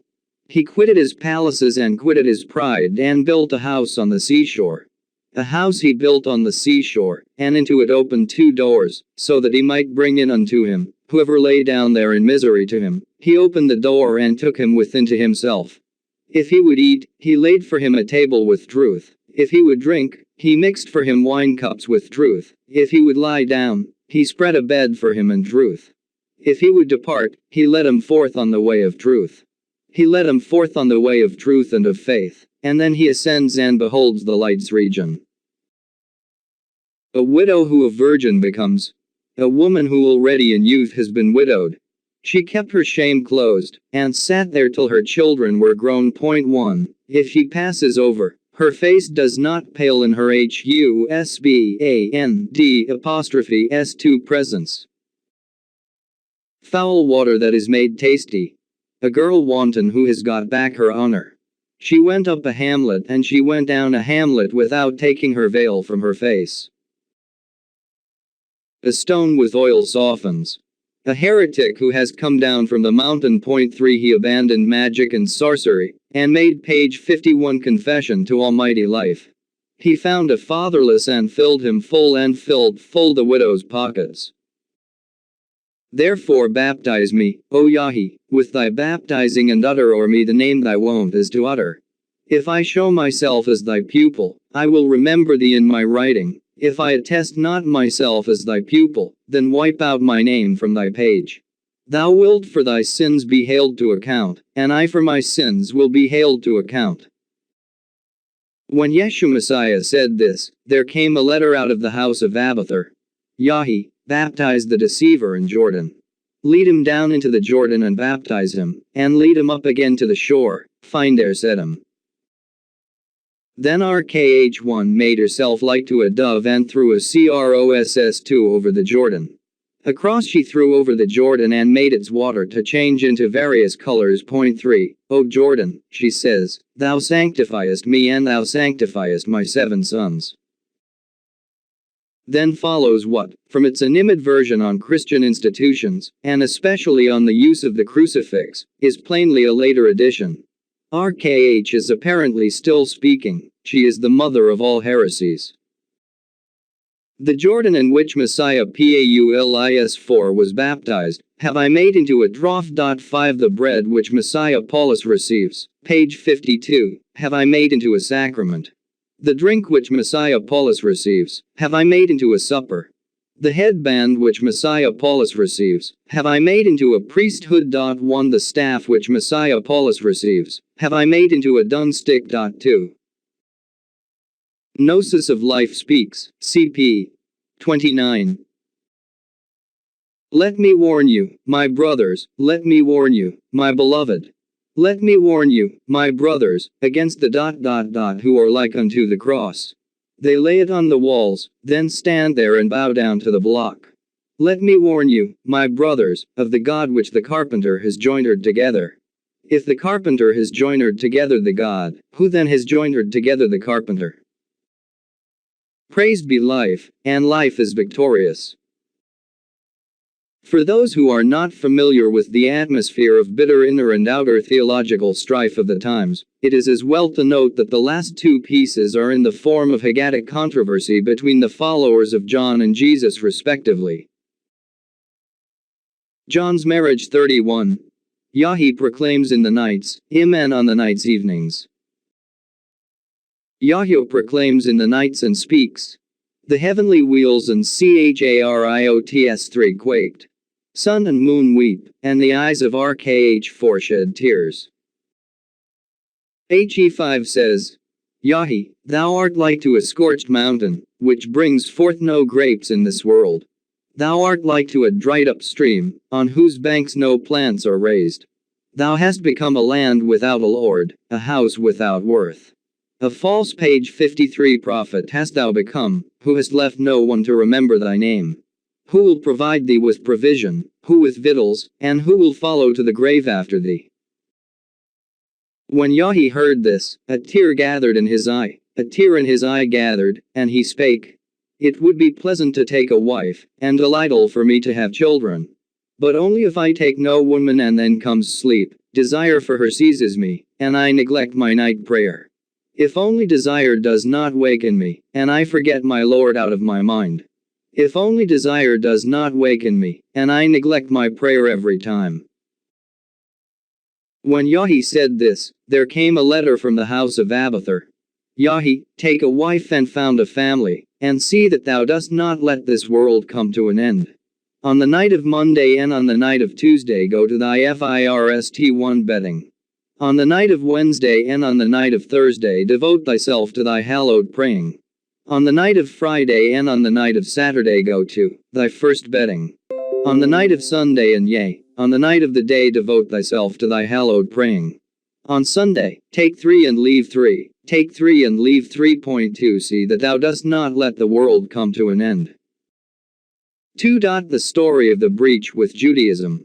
Mirai is expelled from Jury 34.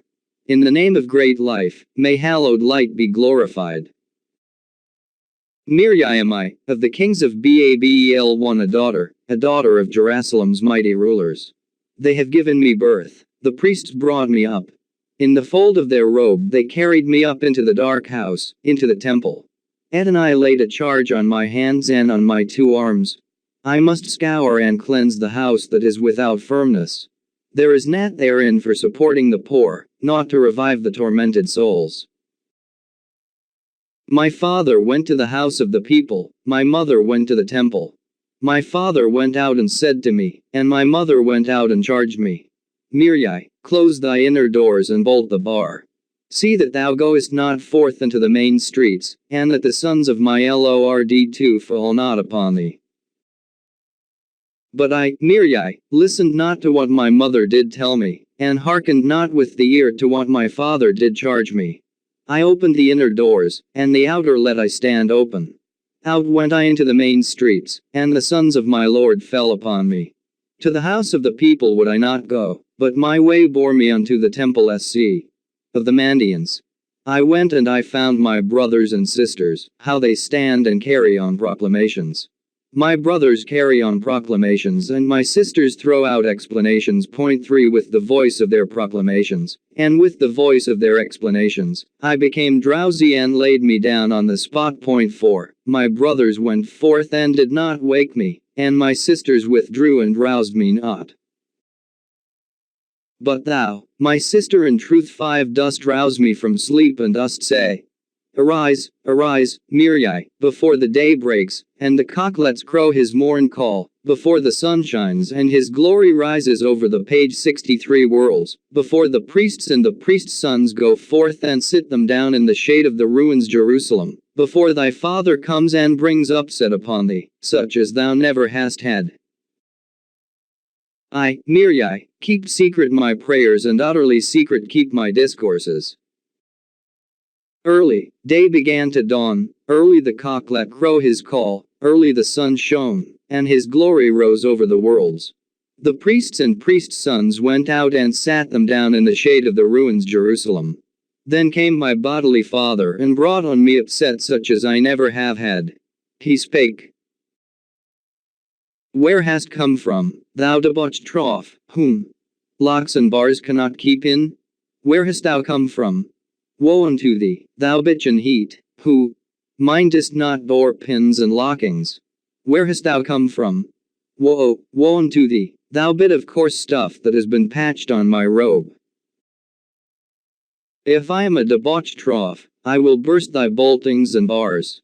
If I am a bitch and beat, I will draw back the pins and the lockings. If I am a bit of coarse stuff that has been patched on thy robe, then out of thy robe cut and rip me. Thereon he cried, Come, PL. Look on Mirai, who has left Jewry and gone to make love with her lord. Come, look on Mirai, who has left off colored raiment and gone to make love with her lord. She forsook gold and silver and went to make love with her lord. She forsook the PHYLACTERIES one and went to make love with the man with the headband. 2. Then Mirai makes answer unto him, Far lies it from me to love him whom I have hated. Far lies it from me to hate him whom I have loved. Nay, far from me lies it to hate my Lord, the life's Gnosis, who is for me in the world a support. A support is he in the world for me and a helper in the light's region. Dust in the mouth of the Jews, ashes in the mouth of all of the priests. May the dung that is under the feet of the horses come on the high ones and Jerusalem's mighty rulers.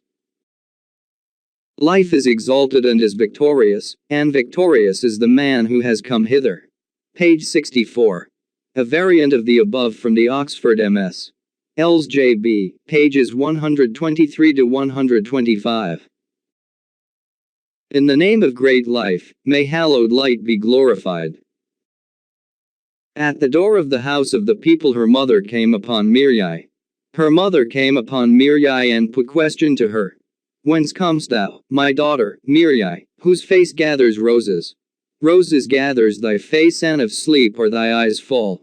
Full of sleep are thy eyes, and upon thy forehead lies slumber. Thereon she made answer, It is 2-3 days today that my brothers sat down in the house of my father. In my father's house sat down my brothers and let wonderful proclamations be heard. Because of the voice and the ringing of the proclamation of the treasures, my brothers, there comes no sleep over my eyes. Sleep comes not over my eyes, nor slumber upon my forehead. Hast thou not heard, Mirai, my daughter, what the Jews are saying about thee? The Jews are saying, Thy daughter has fallen in love with a man. She has gotten hate against Jewry and love for Nazarianity. Hate has she gotten against the house of the people and love for the door of the temple, sc. of the Hate has she gotten against the phylacteries and love for the flaunting wreaths. Work does she on Sabbath, on Sunday she keeps her hands still. Mirai has cast aside straightway the law that the seven have laid upon us. As Mirai stands there, she puts dust on her feet, and speaks. Dust in the mouth of the Jews and ashes in the mouth of all of the priests. May the dung that lies under the horses come on the elders who are in Jerusalem. I cannot hate him whose love I have won, nor love him gainst whom I have gotten hate. Yea, I have won the love of my Lord the life's gnosis, and hope that in him a helper will for me arise, a helper and a support from the region of darkness unto light's region. Thou hast won the victory, gnosis of life, and helped all thy friends to victory. And life is victorious. Page 65. The exiled community settle on the Euphrates 35. In the name of great life, may hallowed light be glorified. Miriam I, a vine, a tree, who stands at the mouth of Euphrates, fresh. The tree's leaves are precious stones, the tree's fruits pearls. The vine tree's foliage is glory, it shoots precious light. Among the trees its scent it diffuses, and it spreads over all the worlds. The birds of the air scented it, a flock settled down on the tree. A flock on it down settled, and they would build their nest there. They flutter about in it and settle not down in it firmly. Of its foliage they eat. From its inner part they drink wine. They eat what is not to be cast away, and drink what was not wine. 1. While the birds sat on the vine, winds and tempests broke loose. They shook the good birdlets awake, they smote gainst the tree, on all sides they scattered the leaves of the vine tree, and scared the birds out of their place. Many a bird there was who flew not away, but held on fast with claws and with wings, till the winds and the tempests were over. Many again held not on fast and were hurried away. Woe unto those who did not hold fast, but were dashed from the tree and flew off. How fair is the tree of life, and fair the birds who dwell on it. The winds and the tempests passed, and rest came over the world. As the birds sit there and chirp and would be a building their nest, as the birds sit on the vine, an eagle wheeled and flew hither. A white eagle bird came, looked down and caught sight of the birds. Round wheeled he, sped down on them with his wings, and came and sat on the tree. In converse with him joined the birds, and said to him, By thy life, eagle, on this tree were we birds without number. But there broke loose against them the winds, and on the tree came raging tempests. They shook them off from the tree, so that they tore their wings from them nearly. Many a one held fast, whom the winds and tempests could not tear away, but many a one flew off at top speed. We speak to thee, therefore, page 66. O eagle, we ask thee respecting the birds, because thou art sharp of sight and dost see all in this world. What have the winds and the tempests done with those birds, our brothers? What spiest thou out over them?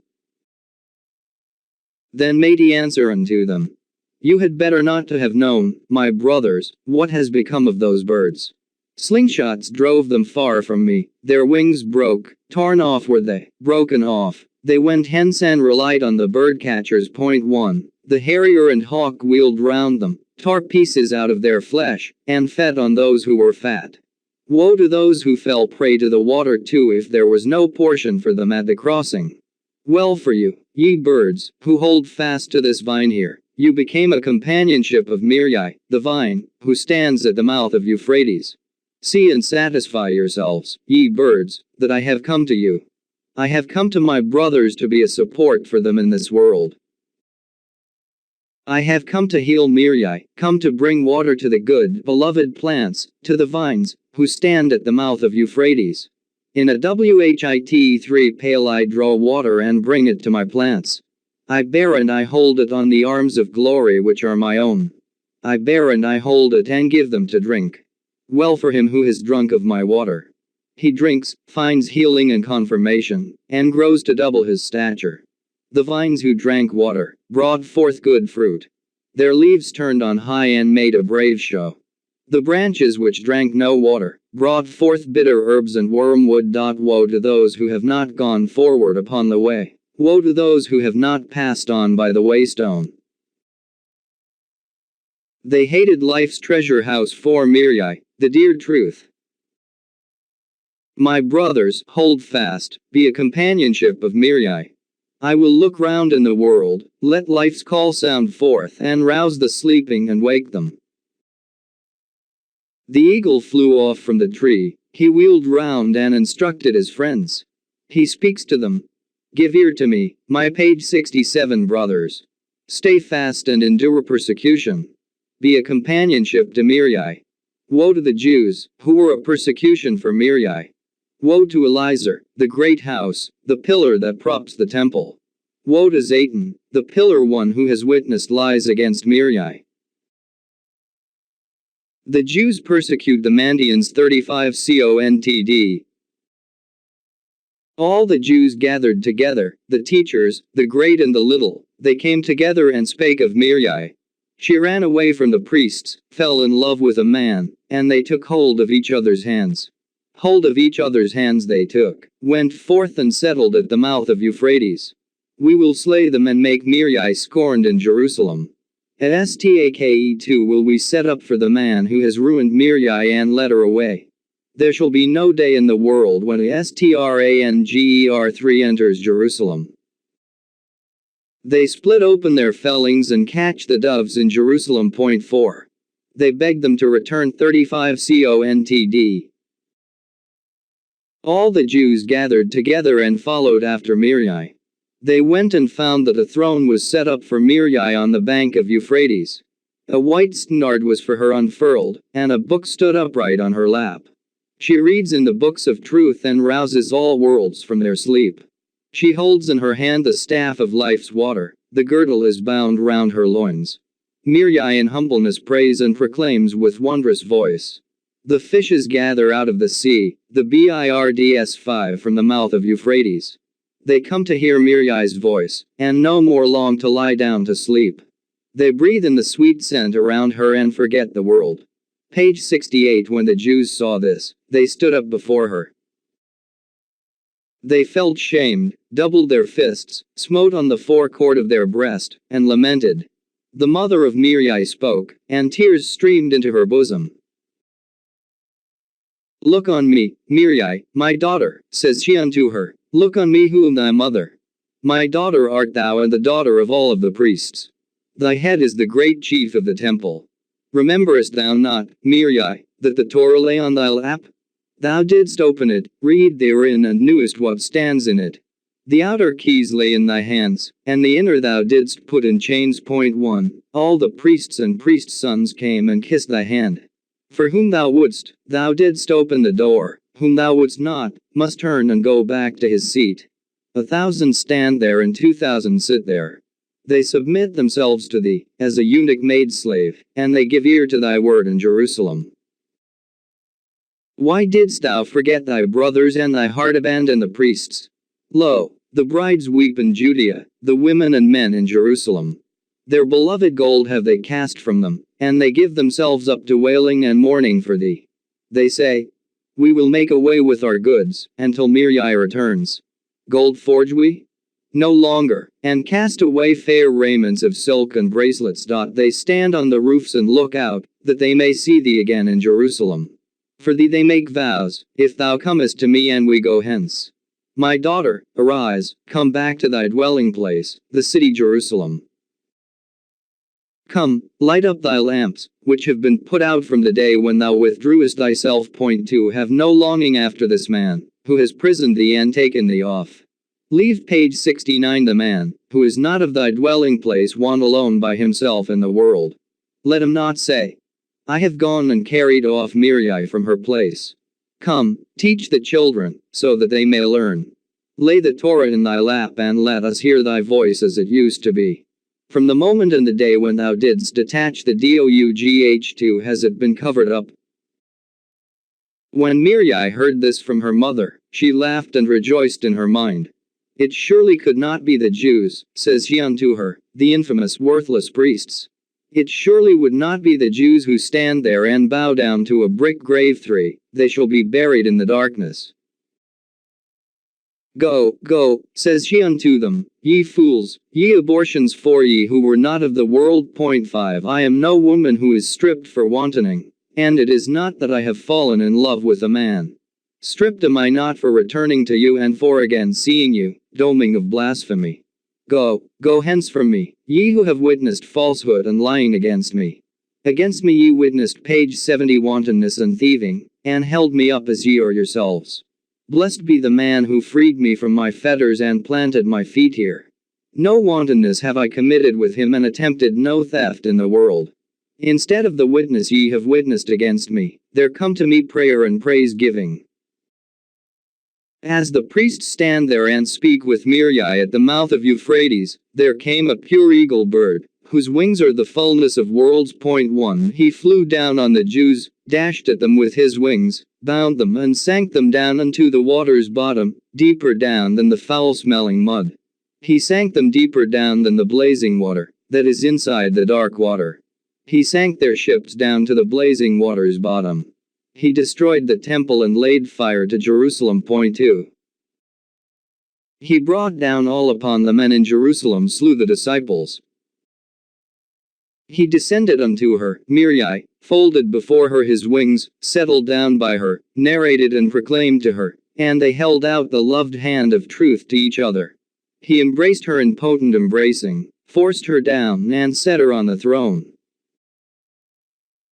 Miriam, he speaks to her, with favor look upon me, remember me in the life's presence. I am thy good messenger, the man, who gives ear to thy discourse. I beseech thee for the high truth, the truth which the Jordans have chosen.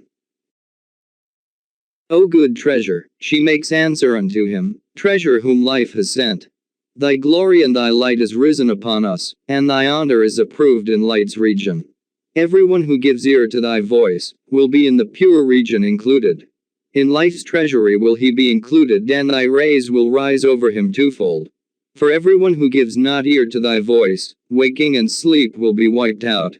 Let him belong to the Jews, to the slaves and all of the priests, the sons of the harlot. I and thou will circle aloft and victorious mount to light's region. May life be our pledge, and life is victorious. 3. Some typical extracts. Under the first two headings, readers have been made acquainted with all those pieces from the Mandaean John book that can be held to have in any sense a historic intention. To these are now added a few extracts of such specimens of the rest of the contents as do not require a commentary. We will begin with the Fisher of Souls tractate from the John book. It seems to me to throw great light on the symbolic phrase of the Gospels, indeed to give it a background, and not to be explained in reverse order, as the Mandaean expansion of an isolated Christian expression. The Fisher of Souls, Saga 36-39 1. In the name of great life may hallowed light be glorified. A fisher am I, a fisher who elect is among fishers. A fisher am I who among the fishers is chosen, the head of all catchers of fish. I know the shallows of the waters, the inner ... and the ... I fathom. I come to the net grounds, to the shallows and all fishing spots, and search the marsh and the dark all over. My boat is not cut off from the others, and I shall not be stopped in the night. I see the fish2 in on the dike. I pressed forward on the way with a ... that was not of iron. I covered the ... which was for us an obstruction. Aside did I push the swimmers, page 72, who hinder life's way. On my head I set up a ... in whose shadow the fish sit. The fisher trident which I have in my hand, is instead a marn select, a staff of pure water, at whose sight tremble the fishers. I sit in a boat of glory and come into this world, Tibble, of the fleeting. I come to the water's surface, thither to the surface of the water I drew, and I drew to the crossing's surface. I come in a ... in slow, steady course. The water by my boat is not ruffled, and no sound of my boat is heard. Before me stands Hibble, Abel, at my side Shittle, Seth, of sweet name is to be seen, close by me, close in front of me, Anj, Enoch, sits and proclaims. They say, O Father, good fisher, hallow. O fisher of lovable name. Close by me, close near my boat, I hear the uproar of the fishers who eat fish one, and their stench rushes on me, the uproar of the fishers, and the uproar of their mongers who revile and curse one another. Everyone accuses the other. The buyer says to the fisher, Take back thy fish. They are stinking already, and no one wants to buy them off of me. Thou makest a catch far out at sea too, so that loss falls on the buyer. Thereon speaks the fisher and makes the man, his customer, hear. A curse on thee, a curse on thy buyers, a curse on thy belfry, a curse on thy boat for not filling up. Thou hast brought no salt and sprinkled it over thy fish which thou boughtest, so that the fish of thy boat will not be stinking, and thou then canst sell for hard cash. Next, hast thou no meal and no dates brought, no salt ... hast thou brought. If then thou comest with empty hands, one who is of fair favor has no dealing with thee. Go, go, thou godless fellow, buy not from us to do business with thy fraudulent scales. Thou holdest them down to buy at false weight, then in selling keepest them up with thy elbow and gettest 10 for 5. Now does thy buying flee away, and thy buyer, and is as though it never had been. Thou dost complain of the ... of men, and dost cherish no noble thought. Page 73. When the chief fisher, the head of the race of the living, the highest of all catchers of fish, heard this, he said to him, Amsh, bring me my ... hand me the scuba one, that I may make a call sound forth into the marsh, that I may warn the fish of the depths, and scare away the foul-smelling birds that pursue after my fish. I will catch the great Sidon too and tear off his wings on the spot. I will take from him and will blow into my scuba. 8 Drew scubers it, so that the water may not mix with pitch. When the fishers heard the call, their heart fell down from its stay. One calls to the other and speaks to him. Go into thy inner ground. For there is the call of the fisher who eats no fish. His voice is not like that of a fisher, his scuba not like our scuba. His voice is not like our voice, his discourse not like to this world. But the fishers stand there, they seek not shelter in their inner ground. As the fishers stand there and are thinking it over, the fisher came swiftly upon them. He opened the cast net, divided ... he cast them bound into the ... he tied them up with knots. They speak to him, free us from our bonds, so that thy fish may not leap up to our boat. We catch not those who name thy name. When the fishers thus spake to me, I smote them with a club made of iron. I bound their traders on the shore which lends not ... I roped them with ropes of bast and broke up their ships. I burned up the whole of their netting, and the ... which holds the nets together. I threw chains round them and hung them up aft on my ship's stern. I made them take an oath, took from them their mystery, in order that they may not catch the good fish, that they may not steal them from me, stick them on a cane, hang them up 3. I cut them in pieces, and throw them into baskets with laurel and aloe. They, the fishers, are laid low and cannot rise up. The nets and they no longer stab the fisher trident into the Jordan. They do not cut off and stand not in the river lands. Page 74, and make not their catch in the shallows. They cast not the cast net therein, and take not ... and aloe. I spake to those who eat the ... of the fish whose name is eel. They eat the eel in the ... which stands upright on its forefeet. They eat the ... I bound them in the marshes of deception, and they were caught and were tied up. Water from the Uli they drink not, and know not the way to the Chash River. 1 I bound them fast in their ships, and threw out my ropes to the good ones. To them I speak. Draw your boat up here, so that it runs not into the dike. As the chief of the fish catchers thus spake, the fishers made answer unto him and said, Blessed be thou, a fisher, and blessed be thy boat and thy bark. How fair is thy cast net, how fair the yarn that is in it. Fair is thy cord and thy lacing, thou who art not like the fishers of this world. On thy meshes are no shellfish, and thy trident catches no fish. Whence art thou come hither? Tell us. We will be thy hired servants. We will bake and stir about broth and bring it before thee. Eat, and the crumbs which fall from thy hand these will we eat and therewith be filled.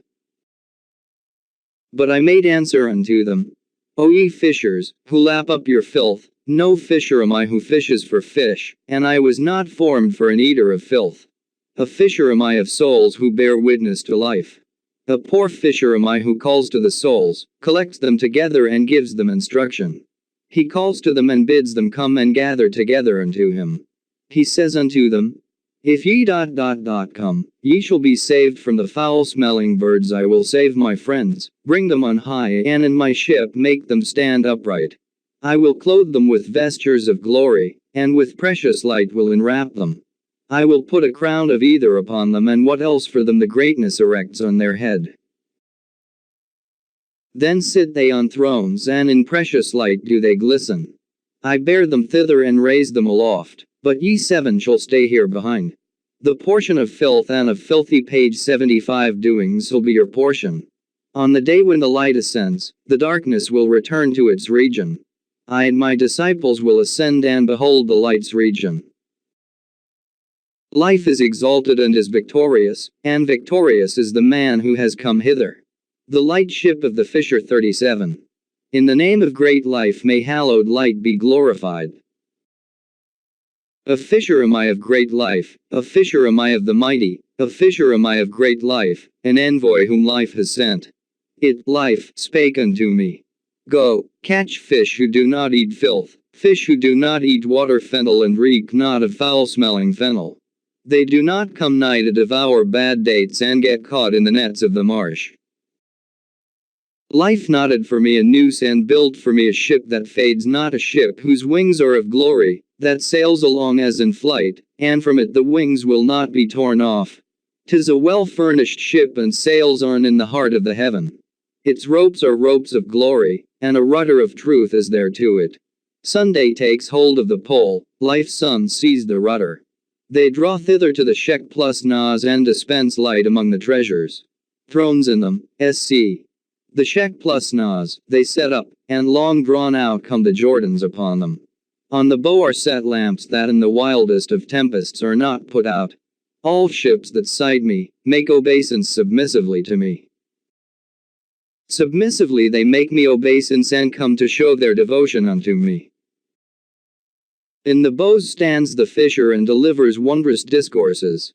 There are lamps there, whose wicks shift not hither and thither, and a ... is not by him. He wears no ring of deception, and with white robes is he clad. He calls to the fish of the sea and speaks to them. Give heed to yourselves in the world. Beware of the foul-smelling birds who are above you.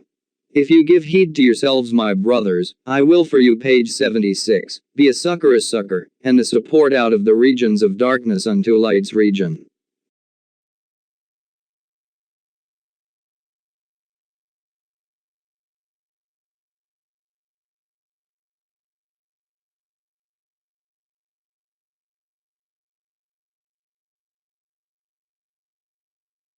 Life is exalted and is victorious, and victorious is the man who has come hither. The good fisher rejects the overtures of the evil ones and overwhelms them. 38. In the name of great life may hallowed light be glorified. The fisher clad him with vestures of glory, and an axe hung from his shoulder and commotion of mischief, and a bell is not on the handle. 1. When the fishers caught sight of the fisher, they came and gathered around him. Thou art, say they unto him, a fisher, thou who hast caught no fish of the marsh. Thou hast not seen the in which the fish gather. We will make thee familiar with the fishers, be our great partner, and take a share as we do. Grant us a share in thy ship, and take thou a share in our ship. A bargain. Take from us as partner and grant us a share in thy ship. Grant us a share, and we will give thee a share in what we possess. Join thy ship with ours and clothe thee in black as we do, so that, if thou holdest thy lantern on high, thou mayst find something, that the fish may not see thy glory, and thy ship may take in fish. If thou dost give ear to us, thou shalt catch fish, throw them into thy ship and do business. If thou givest no ear to our discourse, thou shalt eat salt, but if thou doest our works, thou shalt eat oil and honey. Thou stirrest a broth, thou fillest a bowl and sharest it with all of the fishers. We appoint thee as head over all of us. The fishers gather together beside thee, the first follow behind thee, they will be thy slaves, and thou takest 3 shares of what falls to our share. Our father shall be thy servant, and we will call ourselves thy bondsmen. Our mother shall sit on thy couch, page 77, and net nets. She shall be thy maid servant and knit for the yarns of all kinds. She shall space out the floats of cedar and put the lead sinkers into the meshes which are then more heavy than all of the world. She shall divide the water by means of the yarns, and when the fish run into them they shall be stopped. Then they know not the way that they seek, and have no wit to turn back to their way. Like walls that collapse, the nets, come and fall on the good. They do not let the fish rise, nor turn their face to the boulders. Point 1. They make them sink deep under the mud and shut them into . They collect them into heaps and shake them out of the . There is there into which the fish dash and are stopped. On the wattle work is set up between two machines. Nets are laid down and which are filled with bad dates as bait, which cause them to eat death. Woe to the fish who is blinded by them, whose eye sees not the light. Wise are the fish who know them. They pass by all of the baits. The others repair thither, and the nets will be for them their lodging. 1 of 1,000 sees it, and of 2,002 see it. Its is closed, and a bell is hung on its side door, a bell that is forged in mischief, and catches the whole of the world. There is the water mingled with fennel, the pegs of death.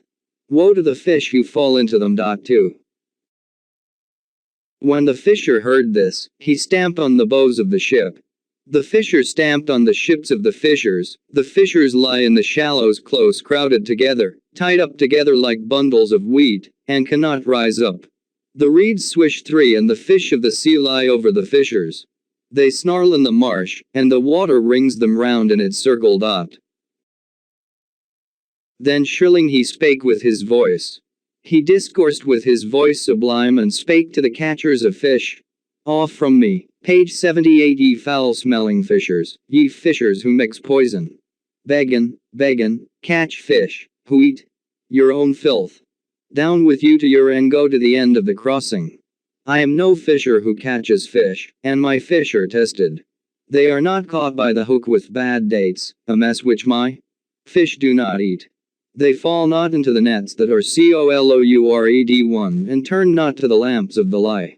They sink not down through the mud of the water, and go not after the deception. They the nets divide not the water that shall fall on the good. If the fishers cast o'er them the cast net, they tear asunder the net and set themselves free. There will be no day in this world on which the fishers catch my fish. There will be no day in this world on which the dove loves the ravens. Accursed be ye foul-smelling birds, and accursed your nest, so that it may not be filled. Woe to your father Serm too, whose bed is in the reeds. Woe to thee, hungry Saph, whose wings do not dry in this world. Point 3. Woe to thee, foul-smelling Sagi, thou who seest the fish and sighest for them. He shrieks and cries bitterly, when he strikes for the fish and misses them. Woe to thee, Arben, thou who haulest the fish out of the deeps. Well for him who frees himself from the talons of those who catch fish. Well for him who frees himself from the men who are watchers of this world. Beggin with you, ye planets, be of your own houses a portion. Water does not mix with pitch, and the light is not reckoned as darkness. The perfect one's as partner cannot be called your partner. The good, cannot belong to the wicked, nor the bad to the good. Your ship cannot be tied up with mine, nor your ring be laid on my ring. There is the head of all of you, count yourselves unto his realm. This your crass father stays stuck in the black water. Your mother, who nets and heavy double machines, have I beaten with the staff of living water, and smashed a hole in her head. I lead on my friends, raise them on high in my ship, and guide them past all the tax gatherers. Point 4. I guide them through the passage of outrage, page 79, the region where the fishes are taken. I make them escape the filth eaters. But ye will come to an end in your dwellings. I and my friends of the truth will find a place in life's Shek plus Na. Into the height will I bear them on thrones surrounded with standards of glory. The 7 are vanquished and the stranger man stays victorious. The man of piety put to the test was victorious and helped the whole of his race unto victory. Life is exalted and is victorious, and victorious is the man who has come hither. The final submission of the evil fishers. 39. In the name of great life may hallowed light be glorified. 'Tis the voice of the pure fisher who calls and instructs the fish of the sea in the shallows. He speaks to them. Raise your up, on the surface of the water stand upright, then will your force be double as great. Guard yourselves from the fishers who catch the fish and beat on the Jordan. 1 Shilmai and Nidbai 2 curse them, and they depart and settle themselves down behind me a mile off. The fish cursed their casting net in their place. When the fisher thus spake, warning all of the fish, when the fishers his voice heard, they came up and gathered around him. They put themselves forward to ask of him questions, and knew not whence he came. Where wast thou, fisher, they ask him, that we heard not thy voice in the marsh? Thy ship is not like our ship, and thy ship is not tarred over with pitch, and thou art not like the fishers of this world. The fishers see him, become scarlet for shame, and remain standing in their places. They say to him, Whence comes it, page 80, that thou dost fish without finding? Thy ship is not like our ship, it shines by night like the sun. Thy ship is perfected in either, and wondrous standards are unfurled above it. Our ship sails along in the water, but thy ship between the waters. Our reeds rods grumble at one another and break into pieces. Among them is the fish trident of wrath, on which and are not. Thy, O fisher, is such that when the fish see it, they take themselves off. We have not yet seen any fishers which are like unto thee. The wind wafts thy ship on the mast. For the fisher and a rudder that gleams in the water shallows. On thy cast net is no cord, and they have not laid one round it. There are no in it, which are a cunning device against the fish of the dot. Thou keepest thy yarn and hast no clapper and no hatchet. The yarn equals net, fish is not in the water, and is not colored for catching fish. When the fishers thus spake, the fisher made answer unto them. Have done, ye fishers and fishers' sons, off, get you gone from me. Off, go up to your village, the ruins, Jerusalem. Ask about me of your father, who knows me, ask of your mother, who is my maidservant. Say to him, There is a fisher in the boat, in which are 4. There is a rudder, and it stands there, and a mast 2 at redemptions. They lay waste the land of Jerusalem. When they heard this from the fisher who has come hither, and understood, they spake to him, Have compassion, forbearance and mercy on us, and forgive us our sins and transgressions. We are thy slaves, show thyself indulgent towards us. We will look after thy fish that none of them fails. We will be the servants of thy disciples, who name thy name in truth. We will continue to look after all who name thy name. Life is exalted and is victorious, and victorious in the man who has come hither. Other pieces set forth such figures as those of the page 81 heavenly plough, and of the sowers, but perhaps the most interesting is the saga of the Good Shepherd. Here again it is difficult to believe that it was derived from Christian sources. It seems to be as independent as the fisher of souls figure. The discourse runs as follows. The Good Shepherd 11. In the name of great life may hallowed light be glorified. A shepherd am I who loves his sheep and lambs I watch over. Round my neck I carry the sheep, and the sheep from the hamlet stray not. I carry them not to the seashore, that they see not the whirl of the water, may not be afraid of the water, and if they are thirsty may not drink of the water. 1 I bear them away from the sea, and water them with the cup of my hand, until they have drunken their fill. I bring them unto the good fold, and they feed by my side. From the mouth of Euphrates, the radiant 2 things of marvelous goodness I brought them. I brought them myrtle, white sesame brought them bright standards. 3 I cleansed them and washed them, and made them to smell the sweet odor of life. I put round them a girdle, at sight of which the wolves tremble. No wolf leaps into our fold, and of no fierce lion need they be alarmed. Of the tempest they need not be frightened, and no thief can break in upon us. A thief breaks not into their fold, and of a knife they need not be anxious. When my sheep were quietly laid down and my head lay there on the threshold, a rift was rent in the height, and thunder did thunder behind me. The clouds seized hold one of another, page 82, and unchained were the raging tempests. Rain poured down in sheets and hail that smites elephants low, hail that shatters the mountains. And the tempests unchained themselves in an hour. 1 Seas burst forth. They flooded the whole of the world. There, under the water, no one escaped. Once he sank from the height as into a gulf. The water swept off everyone who had no wings or no feet. 2 He speeds on, and knows not he speeds, he goes, and knows not he goes. Thereupon I sprang up and I entered the fold to bear my sheep forth from their place. I saw my eyes full. 3 I saw the sea, I saw the fierce raging tempest, I saw the storm clouds that send forth no friendly greeting the one to the other. 10,000 times 10,000 dragons are in each single cloud. I weep for my sheep, and my sheep weep for themselves. The little lambs are lamenting who cannot come out of the fold's door. When then I entered the house, for I mounted up to the highest place in it, and I called to my sheep. To the sheep in my care do I call. I pipe to them, I get them to hear, so that they come unto me.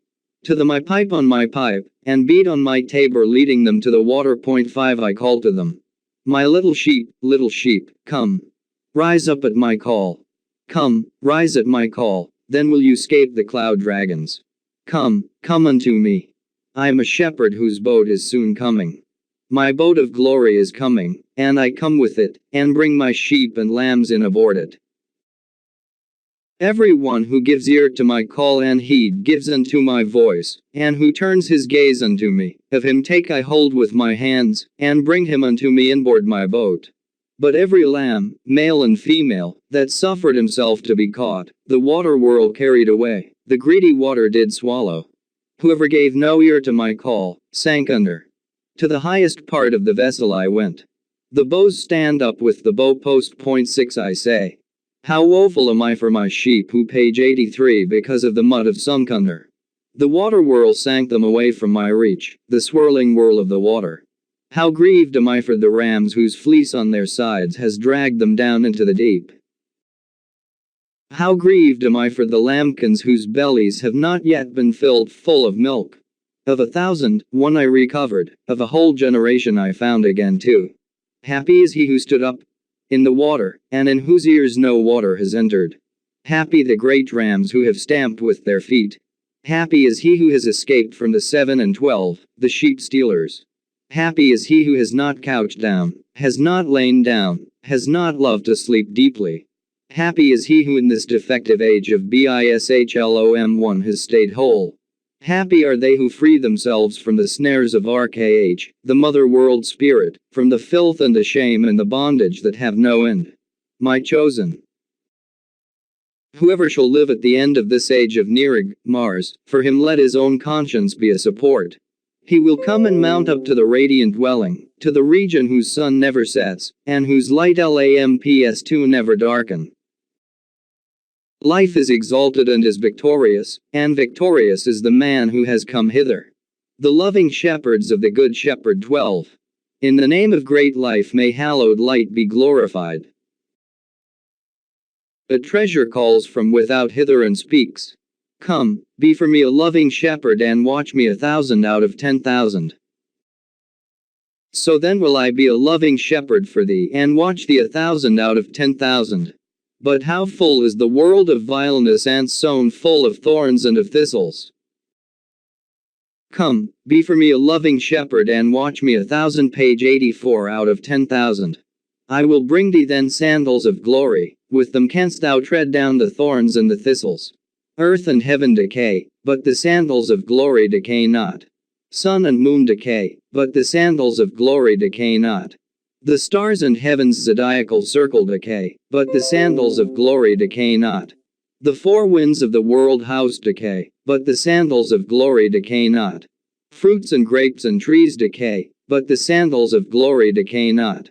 All that is made and engendered decays, but the sandals of glory decay not. So then be for me a loving shepherd and watch me 1,000 out of 10,000. I will then be a loving shepherd for thee and watch thee 1,000 out of 10,000. But if a lion comes and carries off one, how am I to retrieve him? If a thief come and steals one away, how am I to retrieve him? If one falls into the fire and is burned, how am I to retrieve him? If one falls into the water and drowns, how am I to retrieve him? If one stays behind in the pen, how am I to retrieve him? Natheless, come therefore, be for me a loving shepherd and watch me 1,000 out of 10,000. If a lion comes and carries off one, let him go his way and fall a prey to the lion. Let him go his way and fall a prey to the lion, in that he bows himself down to the sun. If a wolf comes and carries off one, let him go his way and fall a prey to the wolf, in that he bows himself down to the moon. If a thief comes and steals away one, then let him go his way and fall a prey to the thief. Let him go his way and fall a prey to the thief, in that he bows himself down before Nerig, Mars. If one falls into the fire and is burned, let him go his way and fall a prey to the fire. Let him go his way and fall a prey to the fire, in that he bows himself down to the fire. If one falls into the mud and stays stuck there, then let him go his way and fall a prey to the mud. Let him go his way and fall a prey to the mud, in that he bows himself down to Messiah. If one falls into the water and drowns, then let him go his way and fall a prey to the sea. Let him go his way and fall a prey to the sea, in that he bows himself down to the seas. If one stays behind in the pen, let him go his way and fall a prey to the pen demon. 1 Let him go page 85 his way and fall prey to the pen demon, in that he bows himself down to the idols. 1 Come, be for me a loving shepherd and watch me 1,000 out of 10,000. 2 So will I then be for thee a loving shepherd and watch thee 1,000 out of 10,000. I will watch 1,000 of thousands, yea of 10,000 those who adore him. 3 But some of them wander from me. I went up into high mountains and went down into deep valleys. I went and found him where he can crop nothing. Of each single sheep I took hold with my right hand, and on the scale did I lay him. 1,000 among 10,000 have the right weight. Life is exalted and is victorious, and victorious is the man who has come hither. The next piece I have selected treats of the source of all glory and enlightenment, called the treasury of life, that in which all spiritual powers and blessings are stored. The origin of the motive is without doubt the Iranian concept of the percent vereno, the divine and kingly glory. In the Mandaean tradition it has become highly developed and is frequently personified as a female greatness. Thus in the Oxford MS. It is spoken of as the mother of all the kings of the light, from whom all worlds have come forth, who separated herself from the fervency of the hidden mysteries. Many roles are assigned to this light of life in the complexities of the celestial and cosmic dramas, and in the human stage, it shines forth as the glory with which the perfected are vestured, and page 86 crowned. I have chosen the simplest of the narratives or discourses on the topic. In the still more complex system of the phase of development represented by the Pista Sophia collection, there is no mention of the treasury of life, but the treasury of light is one of its most important conceptions. The Mandaean tradition conserves the echoes of an earlier phase, for it is indubitably less overworked. The treasury of life. 57. In the name of great life may hallowed light be glorified. The treasury am I, life's treasury, S plus math hey the treasury am I, the mighty one's treasury, the treasury am I, life's treasury. A crown was I for the mighty from everlasting. The treasury am I, life's treasury. Ever did I give light to the treasures and to the Shek plus Nas, and was for adornment to Jordan. For adornment became I to Jordan, who was from everlasting, through whom the treasures give light. Great life made me limpid and lucent and made me into a vesture. He made me into his vesture, which day in and day out sings measureless praise of the ether. The treasury am I, life's treasury. To the king of the splendor became I a crown.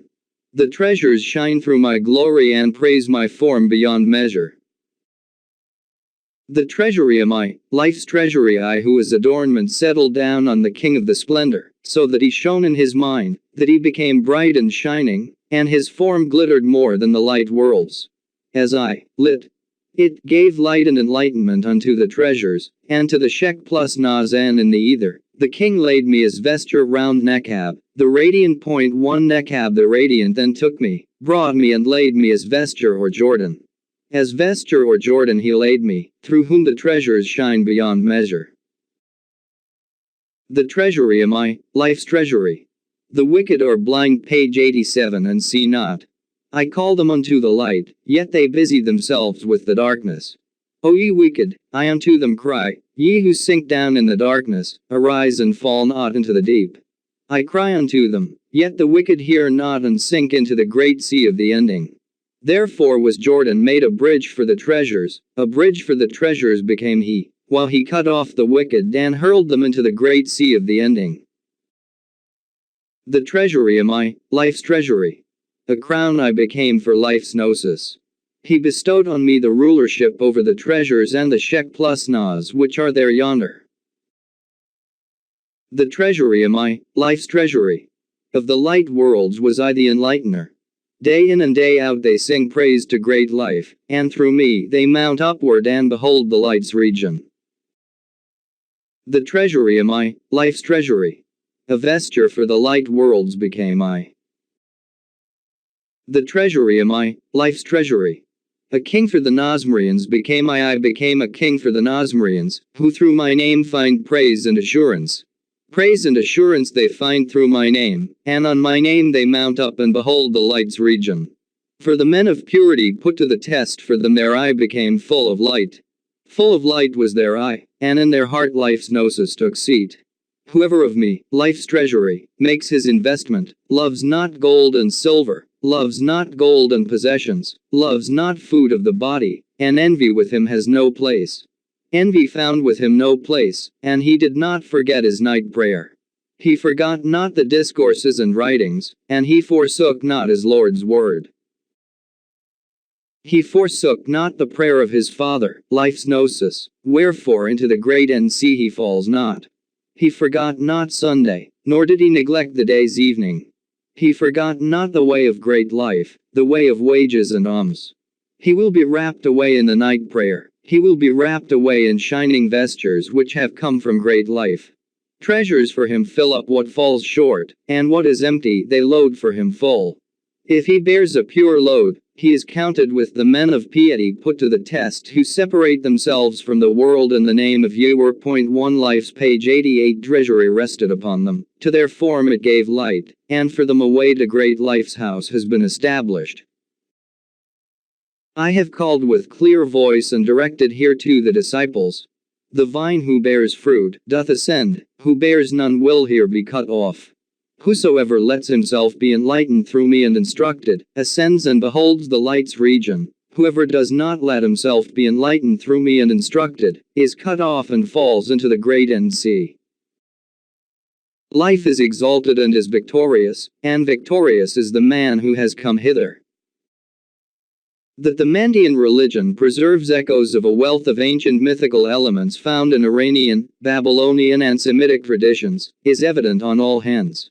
A process of syncretism had presumably gone on for generations before an impulse from within caused the blending to assume a distinctively Mandaean form, and when this emerged, the preservation of the memory of the process had no interest for the faith, and fell back into the depths of the subconscious. At any rate, the writers or recorders of the tractates throughout seem honestly persuaded of the complete independence of their tradition from every other form of religion. They are forever proclaiming the blessings of loyalty to what they claim to be the original, the one and only, revelation of truth vouchsafed to the world throughout the ages, and declaring that continued spiritual contact with instructors from on high who mediated this divine wisdom, was still possible. They certainly do not give one the idea of being intellectualists consciously at work on a syncretic synthesis of prior material. On the contrary, they seem to live and move in a milieu of prophetical outpourings, and to have been extremely sensitive to psychical impressions. Inspirational discourses and intuitive interpretations of prophetical page 89 utterances seem to have been their delight. The following piece may enable the reader to sense somewhat of the peculiar atmosphere of mystical expectancy in which they sought instruction. The topic is one of the chief points of their questioning the conflict that arose between the light and the darkness in the beginnings, and how victory is to be achieved. They were not, of course, absolute dualists, for always and everywhere victory lies with life everlasting, who transcends not only the darkness, but also the light. In the beginning 13. In the name of great life may hallowed light be glorified. To you I say and declare, ye chosen and perfect, ye who dwell in the world. Become not of the darkness a portion, but lift up your eyes to light's region. From the evil and to the good separate yourselves out, from the sinful evil of the region of darkness, separate yourselves out. Love and instruct one another, that your sin and your guilt be forgiven you. See and hear and get you instructed, that ye may ascend to light's region victorious. The good sit there and are in search, and all who are understanding let themselves be instructed. The good speak, take counsel together and say, who will come, who tell me, who will set it forth for me, who give me instruction? Who will come, who will tell me whether there was one king or two in the beginning? The good speak and let themselves be instructed. Two kings were there, two natures were fashioned, a king of this world, and a king from outside of the worlds. The king of this age girt on a sword and put on a crown of darkness. A crown of darkness he put on his head, and took a sword in his right hand. A sword he took in his right hand, he stands there and slaughters his sons, and his sons slaughter each other. The king from outside of the worlds set a crown of light on his head. A crown of light he set on his head, and took truth in his right hand. Truth in his right hand he took, and stands there, and page 90 instructs his sons. He stands there and instructs his sons, and his sons instruct one another. Who will come, who tell me what was before this?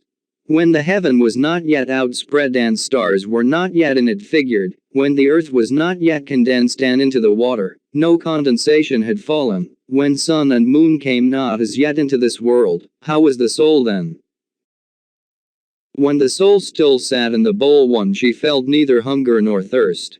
When the soul still sat in the bowl, she had no pains and no faults. When the soul still sat in the bowl, she felt no cold and no heat. When she still sat in the bowl, the locks on her forehead were incurled, and a neither crown sat on her head. Her eyes were light rays, and they gazed on the region of the house of great life. Her mouth was of purest perfection, and sang the praise of the King of Light's region. From the day when the wicked began to think, evil pictured itself forth in him.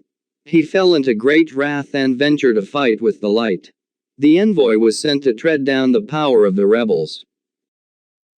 Thay3 brought living water, and into the muddy water they poured it. They brought light giving light, and into the gloomful darkness they cast it. They brought the delightsome wind, and into the frantic wind cast it. They brought the living fire, and into the consuming fire cast it. They brought the soul, the pure mind, and into the vain body cast it. Out of fire and of water was the one heaven spread out. Out of fire and of water have they made dense the earth on the anvil. 4 Out of fire, and of water fruits, grapes and trees did arise. Out of fire and of water was imaged the corporeal atom. They fashioned the envoy, and to be head of the generations, page 91, they sent him. With heavenly voice he called hence into the world's disquiet. At the call of the envoy Adam, who lay there, one awoke. Adam, who lay there, awoke and went forth to meet the envoy. Come in peace, O envoy, life's messenger, who hast come from the house of my father. How firmly is planted with thou dear, beautiful life in his region. But how meanly for me has a stool been set up, and my dark form sits on it lamenting. Thereon the envoy made answer and spake to the corporeal Adam. Thy throne has been set up in beauty, O Adam, and is thy form sits here lamenting. All were mindful of thee for thy good and fashioned and sent me to thee. I am come and will give thee instruction, O Adam, and free thee from this world. Give ear and hearken and get thee instructed, and mount the light's region victorious. Adam gave ear and had faith. Hail to him who gives ear after The3 and has faith. Adam received the truth. Hail to him who receives the truth after thee. Adam looked up full of hope and ascended. Hail to him who ascends after thee. Give ear and hearken and let yourselves be instructed, ye perfect, and ascend to light's region victorious. And praise be life. That the moral instruction given to the Mandaeans is excellent may be seen in almost any piece, but there are distinctive collections of ethical exhortation, of which the following is an example. Exhortations 47. From the light region have I, life's gnosis, come forth, from thee, thou glorious dwelling. With vestures of glory have I been clad, and a crown of victory on my head has been set. I came and found the Nosmerians, how they stand on the shore of the Jordan. I set up my throne and sat down, as a father who sits midst his sons. Page 92. The good sits there and teaches his sons all truth, in which is no error. My sons, see that you commit no adultery, see that you no theft commit. They who commit adultery and who steal, mount not up to life's house. They mount not up to life's house and do not behold light's region. My sons, see that you practice no magic and afflict not the soul in the body. The magicians and falsificators are hurled into seething pots, and fire is their judge.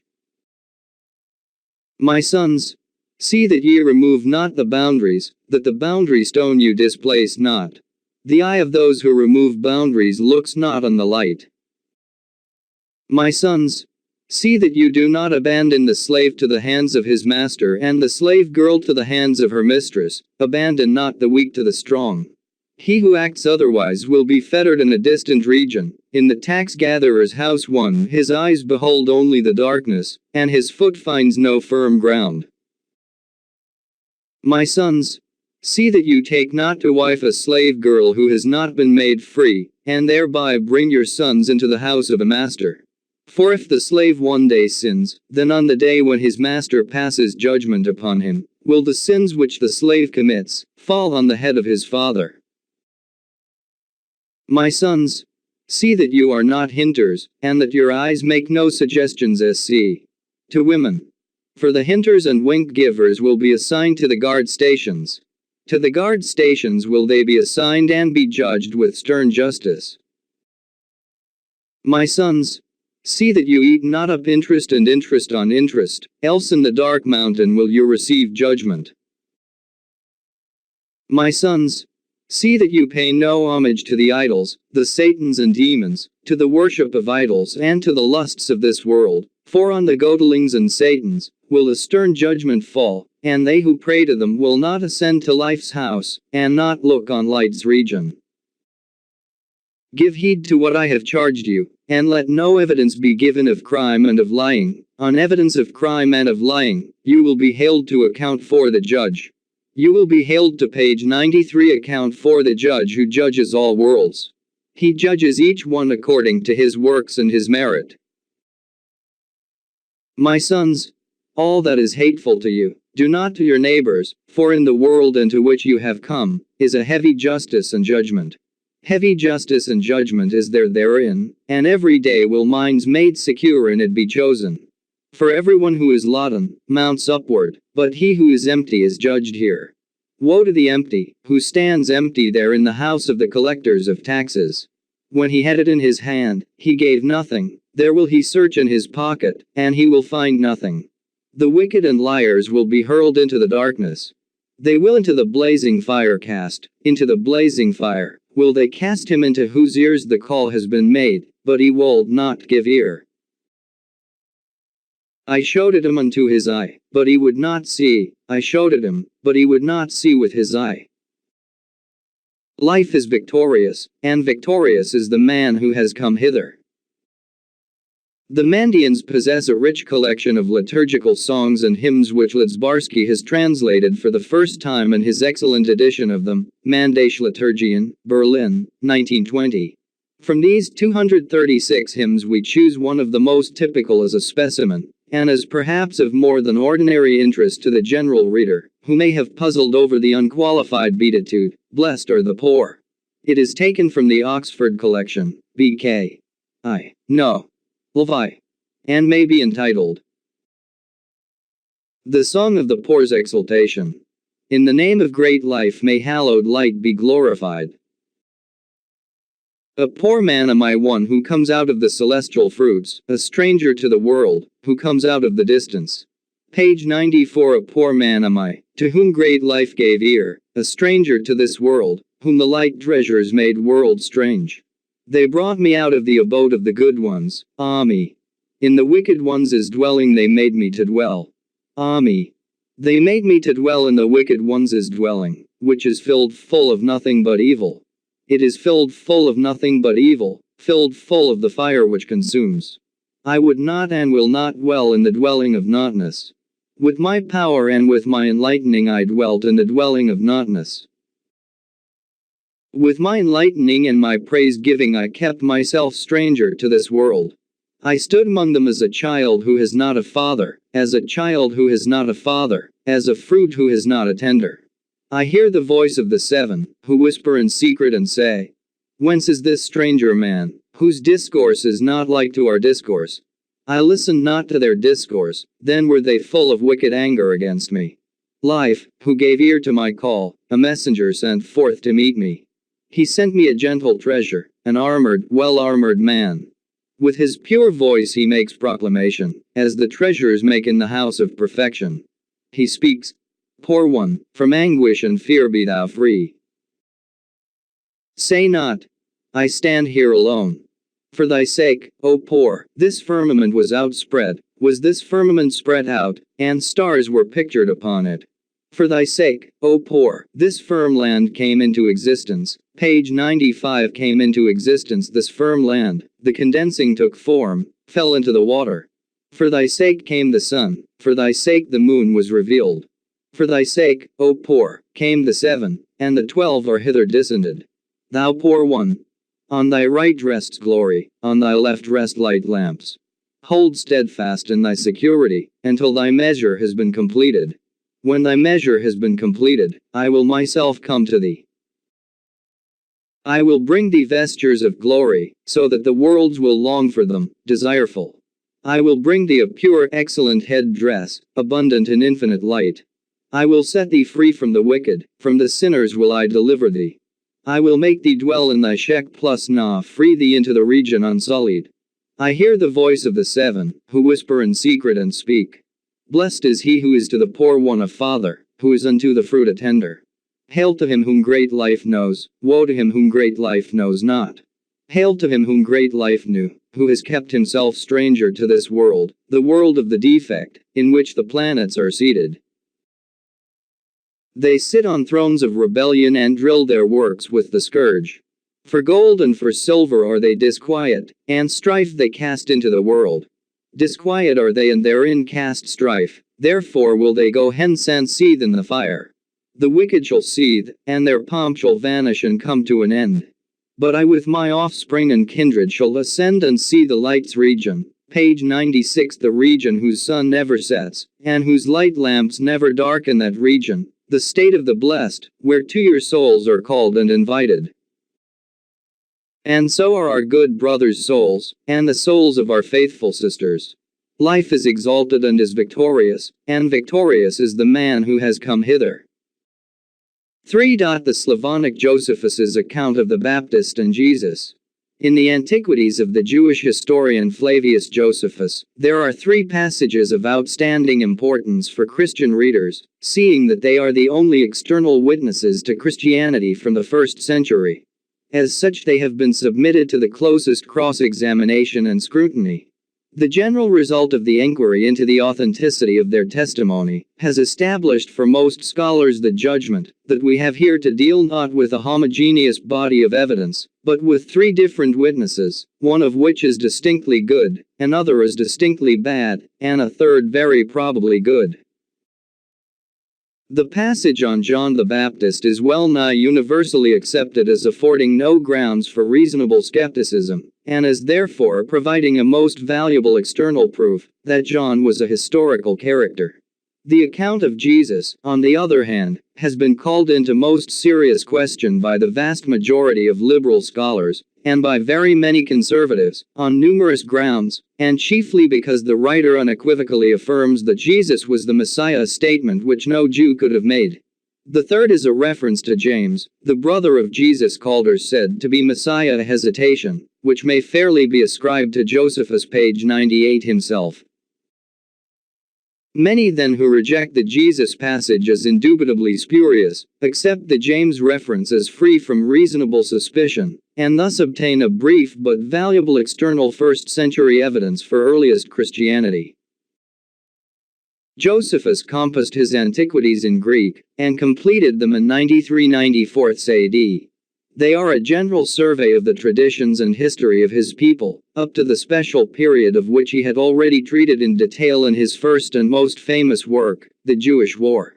In describing there the events which led up to the outbreak of the revolt, he treats of all the other religious and political movements in Palestine, even the most insignificant, contemporary with the beginnings of Christianity, and yet he says not a single word about the Baptist or Jesus.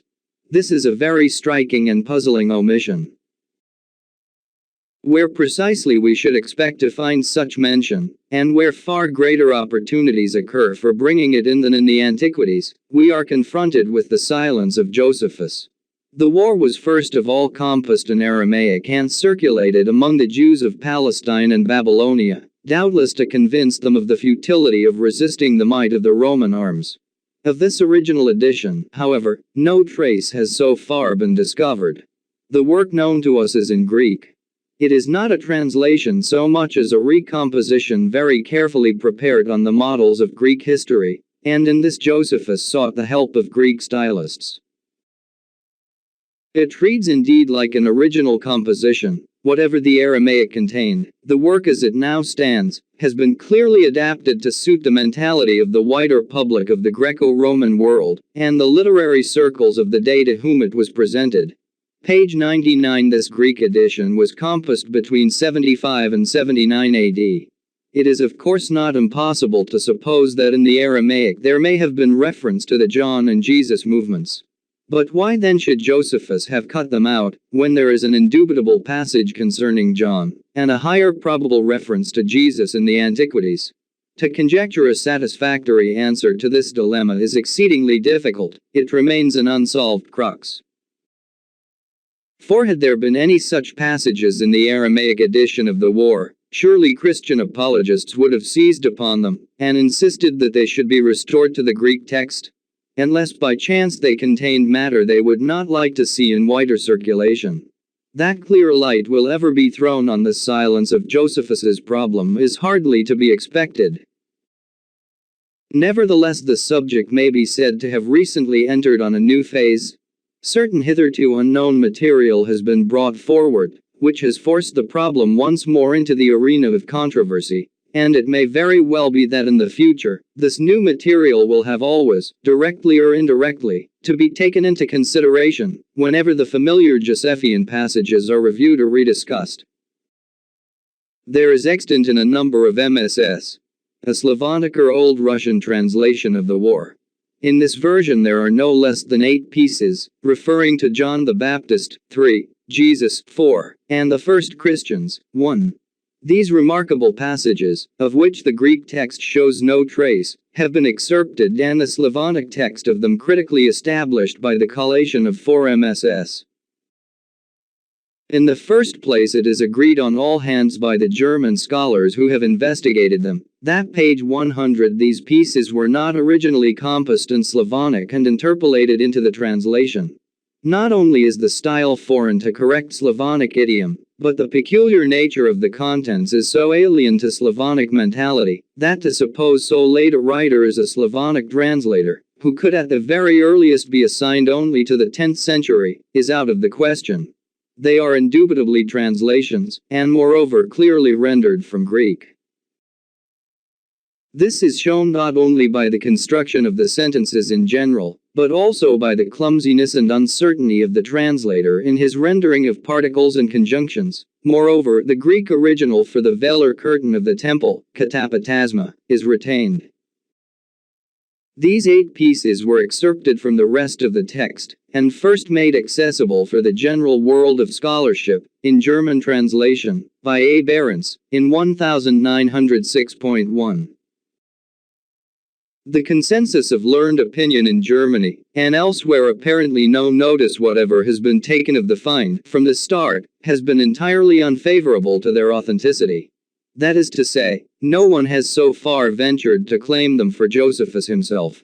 They were immediately and almost unanimously dismissed as transparent Christian forgeries, and that too of a late date, and of no sort of historic value of any kind. Here and there, however, were signs of some hesitation in endorsing so wholesale and precise a verdict. For a few, the matter seemed not so simple as it appeared at first sight. The first caveat was entered and the subject brought into a new perspective by R. Seeberg in a somewhat popular but page 101 highly suggestive treatment, which he boldly entitled A New Source for the Earliest History of Christianity. 1. Though Seeberg's reputation as a specialist on questions of origins forbade the rejection of his view as that of an irresponsible eccentric, no attention was paid to it, perhaps because he had not attempted to work out his theory in detail. This task, however, was speedily undertaken by Johannes Free, of the University of Dorpat, who had just published a very valuable and thoroughgoing study of the history of the Passion. In 1908, Free produced a substantial volume 2 in which he treated the material to an acute analysis, and with minute elaboration, and in other respects, showed a remarkable grasp of all the puzzling complexities of a whole series of problems, which an intensive scrutiny of the passages brought out. In the first place, Free called attention to the fact that the general characteristics of these pieces were very different from those of all other ancient Christian forgeries known to us. His main contention throughout this very thorough enquiry is that the author, whoever he may have been precisely, must be held in general to be a Jew and not a Christian. There is no evidence of direct dependence on early canonical Christian literature, no sign that he had any acquaintance with the precision of written tradition. Insofar as there is agreement with the Gospels or Acts, it is only in respect to the barest generalities. There is nothing even to show acquaintance with the precise inner oral traditions of the Christians themselves. It is all set forth from an external standpoint. Nevertheless, page 102, the writer is not simply fabricating freely out of his imagination. He has traditional material of some sort to go on. He is trying to set forth what he has heard and gathered, and what at times puzzles him considerably. He reports opinion, what people say, some this, others that. He would also play the part of the impartial historian, considering probabilities and even possibilities. He is not a hostile critic by any means, on the contrary, he is in general sympathetic. Indeed, he regards both John and Jesus as outstanding personalities, even astonishingly so, and his sympathies are enlisted for them because he thinks they have both been most unjustly done to death. His attitude is thus in general that of a friendly Jewish outsider, a very difficult part for a convinced Christian to play without betraying himself in some fashion as a believer in the full Christian claims. He, however, nowhere asserts that Jesus was the Messiah. Free's main contention, then, following Seeberg, is that the writer worked on Jewish general popular oral sources. In other words, he had at his disposal traditions proximate to the occurrences, and therefore worthy of attention, as giving a picture of an early outside view of nascent Christianity. Seeberg thinks that Christian manipulation must be admitted in 3 or 4 places, but Free tries to show that he is here mistaken. Free is perhaps not sufficiently cautious in thus leaving no loophole. But even with this qualification, if the main contention of both scholars can stand, the possibility of our being faced with early external traditions of some kind is a matter of quite extraordinary interest, and deserves the careful attention of all students of Christian beginnings. Page 103. As practically nothing is known of these passages by English readers, it may be of service to present those few of them who see this study with a translation of the German version of these 8 extracts. They may then judge for themselves how the contents strike them. But whatever may be their opinion as to their value or worthlessness, it cannot be denied that every scrap of material, however intractable, that can be held by any trained mind to contain the possibility of having even the remotest bearing on the surroundings of earliest Christianity, possesses a unique interest and fascination of its own, for the first century is otherwise practically silent outside the New Testament documents. The version that follows is made from the German translation given in Free's volume. I have, however, added the subtitles. It is literal and clumsy, like the German, which faithfully follows the Slavonic. The variant readings in the MSS are slight, and I have not noted them in detail. For the present paper is intended for the general reader solely, and not for the specialist, who must deal at first hand with Free's technical exposition, which, as far as I am aware, has not yet been disposed of, or indeed in any way answered. I. John's proclamation and his rebuke of the authorities follows on BJ2.vi. 2. 1. Now at that time a man went about among the Jews in strange garments, for he had put pelts on his body everywhere where it was not covered with his own hair. 2. Indeed to look at he was like a wild man. Page 104. 3. He came to the Jews and summoned them to freedom, saying, God hath sent me, that I may show you the way of the law, wherein ye may free yourselves from many holders of power. 4. And there will be no mortal ruling over you, only the highest who hath sent me. 5. And when the people had heard this, they were joyful.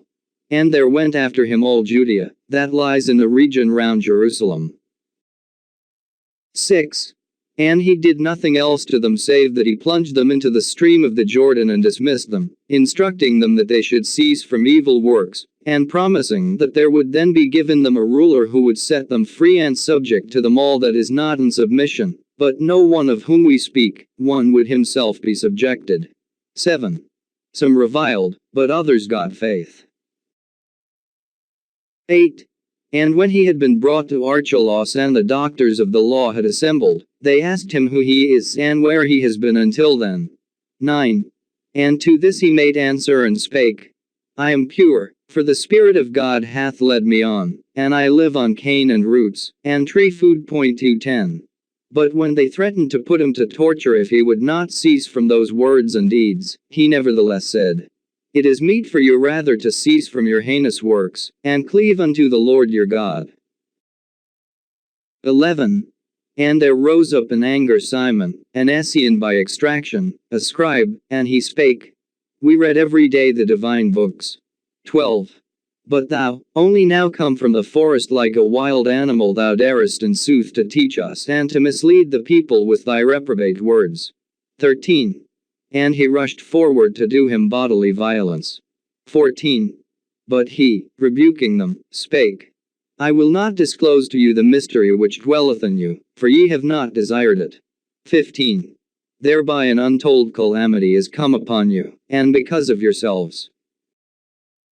16. And when he had thus spoken, he went forth to the other page 105 side of the Jordan, and while no one durst rebuke him, that one did what he had done also heretofore. 2. His interpretation of Philip's dream follows on BJ2.x. 1. 1.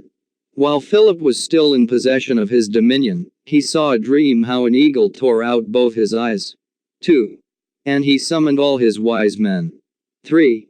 But when each interpreted the dream differently, there came to him suddenly, without being summoned, that man of whom we have previously written, that he went about in skins of animals and cleansed the people in the waters of the Jordan. 4. And he spake, Give ear to the word of the Lord, the dream which thou hast seen. 5. The eagle that is thy venality, because that bird is violent and rapacious. 6. And that sin will take away thy eyes which are thy dominion and thy wife. 7. And when he had thus spoken, Philip died before evening, and his dominion was given to Agrippa. 3. His persistent rebuking of Agrippa and his execution follows immediately on the preceding. 1. And Herod, his brother, took his wife Herodias. 2. And because of her all the doctors of the law abhorred him, but durst not accuse him before his face. 3. But only that one whom they called a wild man, came to him in anger and spake, Why hast thou taken the wife of thy brother? 4. As thy brother hath died a death void of pity, thou too wilt be reaped off by the heavenly sickle. 5. God's decree will not be silenced, but will destroy thee through evil affliction in foreign lands. 6. For thou dost not raise up seed for thy brother, but gratifiest thy fleshly lust and committest adultery, seeing that 4 children of him are alive. 7. Now when Herod heard this, he was filled with wrath and commanded that they should beat him and drive him away. 8. But he accused Herod incessantly wherever he found him, and page 106, right up to the time when he, put him under arrest, and gave orders to slay him. 9. Now his disposition, or character, was extraordinary, and his mode of life not that of a man, indeed just like a bodiless spirit, thus did this one too continue. 10. His lips knew no bread, not even at Easter? Org. Passover did be taste unleavened bread, saying that, in remembrance of God who had freed the people from slavery, it was given for eating in the flight, for the way was in haste. To wine and intoxicating drink he let himself not even draw near.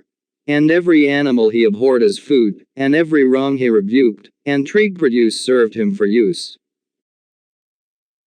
IV.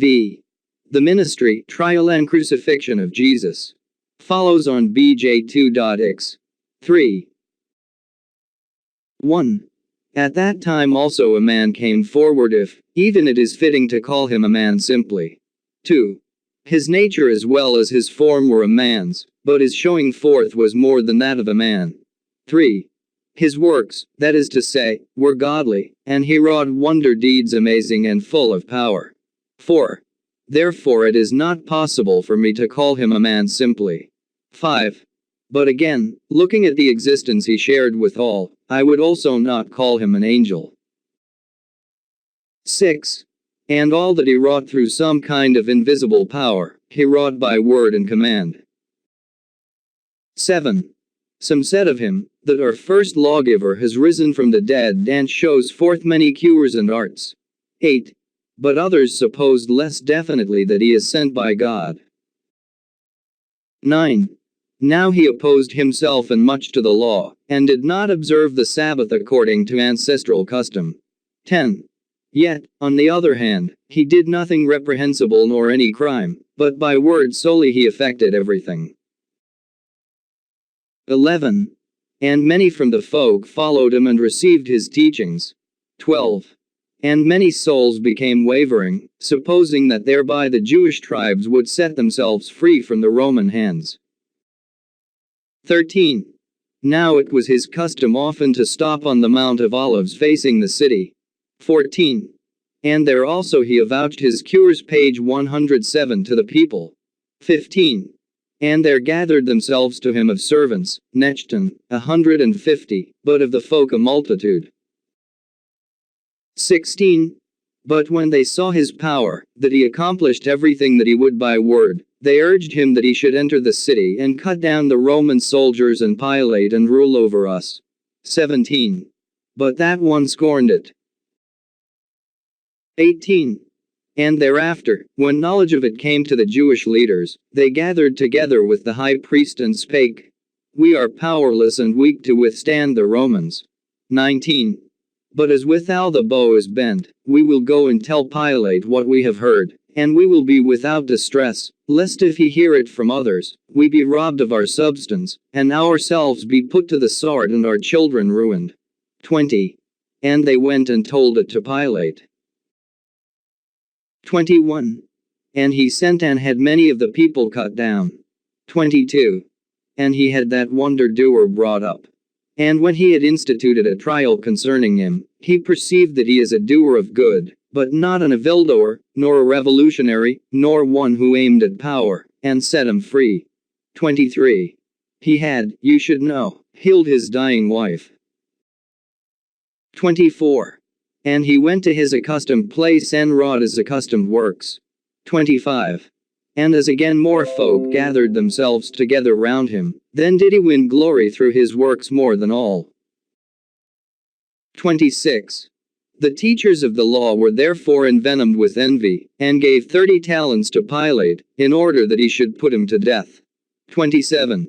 And he, after he had taken the money, gave them consent that they should themselves carry out their purpose. 28. And they took him and crucified him according to the ancestral law. V. The treatment of the first Christians. Follows on BJ2.zi. 6. After the notice on the death of Agrippa. 1.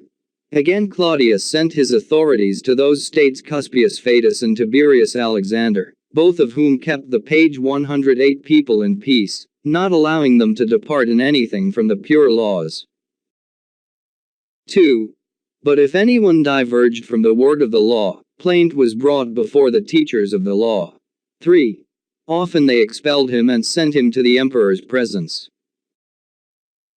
4. And at the time of these two, many had been discovered as servants of the previously described wonder-doer, and as they spake to the people about their teacher that he is living, although he is dead, and that he will free you from your servitude, many from the folk gave ear to the above named and took upon themselves their precept. 5. Not because of their reputation, they were indeed of the humbler sort, some just cobblers, others sandal makers, others artisans. 6. And yet as marvelous signs they accomplished in truth what they would. 7. But when those noble governors saw the misleading of the people, they deliberated with the scribes to seize and put them to death, for fear, lest the little be not little if it have ended in the great. 8. But they shrank back and were alarmed over the signs, saying, in the plain course such wonders do not occur. 9. But if they do not issue from the counsel of God, they will quickly be convicted. 10. And they gave them the Christians' authority to act as they would. 11. But afterwards, becoming pestered by them, they had them sent away, some to the emperor, but others to Antioch, others again to distant lands for the testing of the matter. 12. But Claudius removed the two governors, and sent Cumanus. Vi. The trilingual inscription concerning Jesus. Inserted in BJVV2. Added, the barrier of the temple, were columns ... and on these inscriptions in Greek and Roman and Jewish characters, publishing the law of purity and proclaiming that no foreigner should enter the inner court, for they called it the holy place, to which one had to ascend by 14 steps, and whose upper part was built in a square. Page 109. And over these tablets with inscriptions hung a fourth tablet with inscription in these three characters, to the effect, Jesus has not reigned as king, he has been crucified by the Jews, because he proclaimed the destruction of the city and the laying waste of the temple. Vi. Portents at the death of Jesus and rumors of his resurrection. Follows on BJVV4, at the end of the description of the temple curtain. 1. This curtain, katapatasma, was prior to this generation entire, because the people were pious, but now it was lamentable to look at. 2.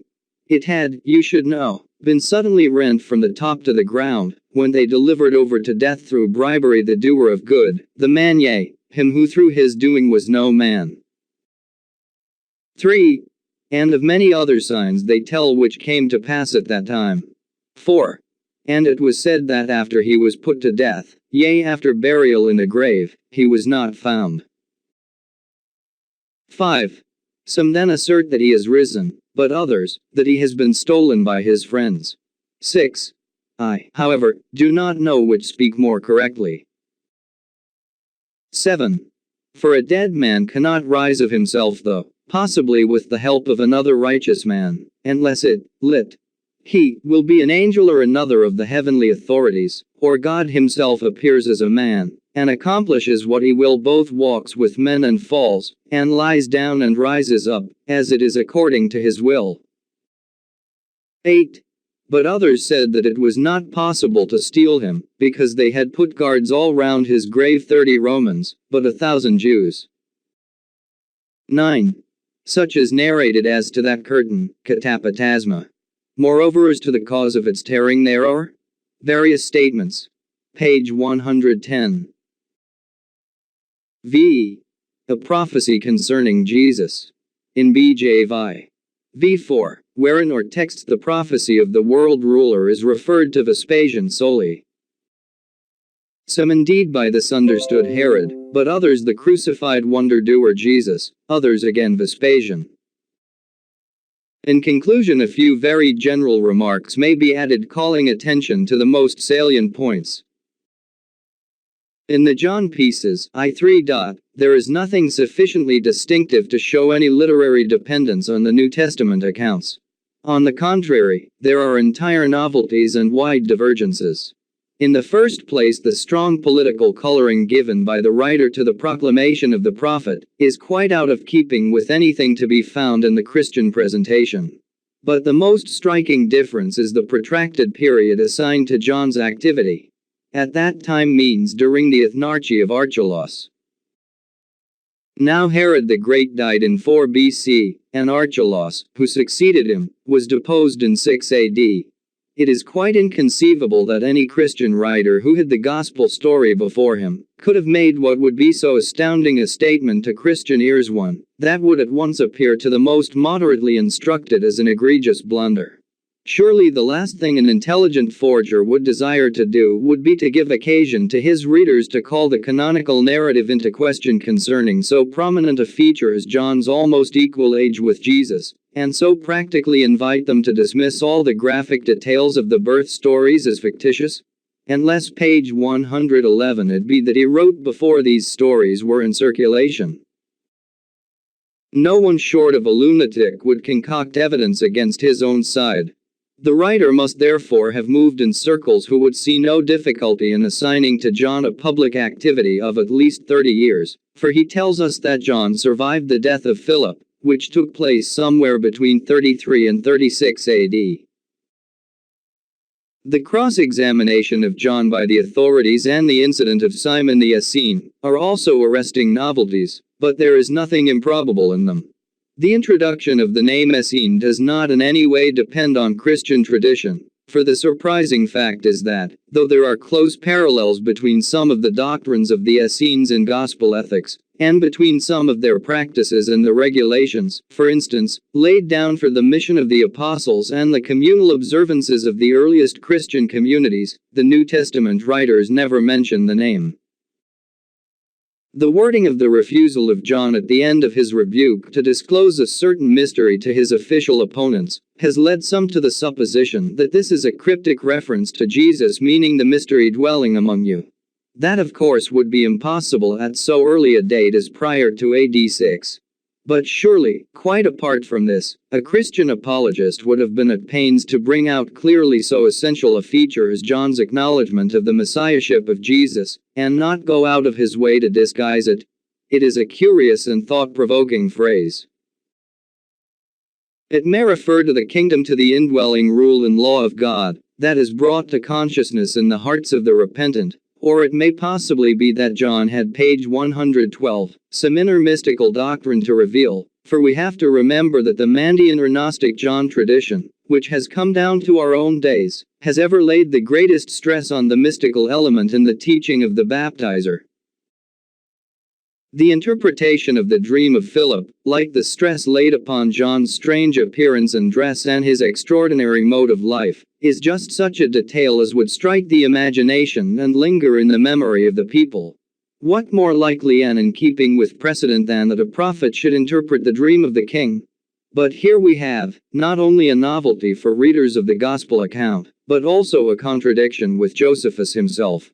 The unfavorable character given to Philip, the stress laid on his venality, is in complete contrast with the reputation given him by Josephus in his Antiquities, XVIII. If 6, where he is praised for the mild and peaceable disposition he displayed in his government, and for the personal interest he took in the administration of justice. Now the Antiquities was completed in 93-94 AD.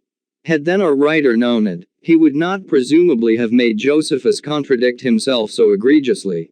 This raises the question as to the possibility of his having written before the Antiquities got into wide circulation. Piece 3. In some respects agrees with and in others differs from the synoptic account of the marriage of Herod Antipas, Tetrarch of Galilee and Perea, with the wife, Slav, Jos, widow, of his brother Philip. But Josephus himself in his Antiquities, XVIII, v1 and 4, tells the story quite differently from both. There we read that Herodias was married first of all to Herod Boethus, and that the wife of Philip was Salome, the page 113 daughter of this union, so that Philip was son-in-law of Herodias. Herod Antipas, says Josephus, was the second husband of Herodias, and the marriage took place while the first husband, Boethus, was still alive. Josephus, moreover, says that Philip died childless, while our author avers that he left 4 children surviving him. Moreover, Josephus in the famous passage concerning John in the Antiquities, XVIII. v2, knows nothing of John's execution being due to so personal a cause, as is depicted both by the Gospels and our author, though very differently. It is in the Antiquities ascribed solely to Antipas' apprehension of the political consequences of the John movement. Our author is then clearly ignorant of both the Antiquities account, and also of the most characteristic feature of the Gospel narrative, the graphic story of the dancing of the daughter of Herodias. Everything therefore goes to show that he is drawing on some other traditional source. Finally, as the climax to John's extraordinary scruples about food, it is asserted that he would not touch unleavened bread, even at Passover time, an absolutely obligatory observance and jury. Moreover, he is made to give an exegetical justification for his abstention. This is the distinctive touch of a Jewish hand. It is exceedingly unlikely that it would ever have occurred to a late Christian. As to the John pieces, then we seem to be moving in a thoroughly Jewish atmosphere, and there is nothing characteristically Christian about them. The Jesus pieces, IV and VI to VE, are naturally the most arresting and form the main crux of the whole matter. It seems to be generally held that all the 8 pieces are by the same hand. They, page 114, may be said to have in general the same terms of expression, to breathe the same spirit and present similar characteristics. In the main Jesus pieces the author makes a show of trying to get at a reasonable point of view, but he hesitates in his judgment, and frankly confesses his inability to make up his mind. He is convinced that the more generally credible events themselves are historic, but as to the sheerly miraculous elements he is content to set them forth as rumors giving rise to absolutely contradictory opinions. So non-committal and rationalistic a proceeding is quite foreign to the mentality of a convinced Christian.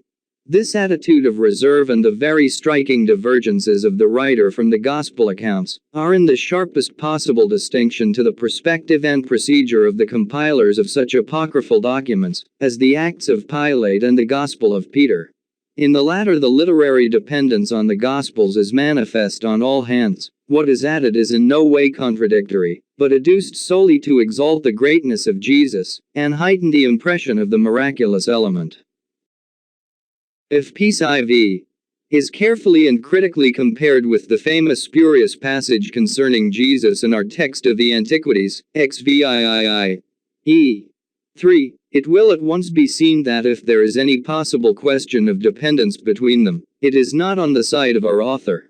Even among the opinions he cites, there is no hint of messiahship. When he says that some supposed that he had been sent by God, it means no more than what he makes John assert of himself, namely, that he was a prophet. It seems to me moreover highly improbable that any late Christian could have referred to his Lord, the one and only Son, page 115 of God, as that wonder-doer or the crucified wonder-doer Jesus. The divergences from the Gospel account of the Jesus story are so striking that they need not be dwelt on. To every instructed Christian, the Gospel narratives are presumably so familiar in all their details that the contradictions with our author's account will present themselves automatically.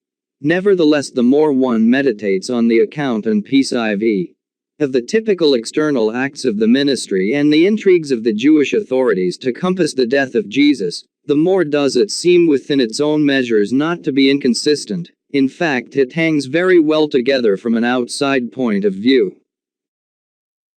That view is in no way due to a manipulation of gospel information. It is based on very different data, and has all the appearance of an honest attempt to piece together and interpret floating traditions and conjectures, reflected from days contemporaneous perchance, with the attempts of the many to set forth the events, as the introduction to the Lucan Gospel informs us.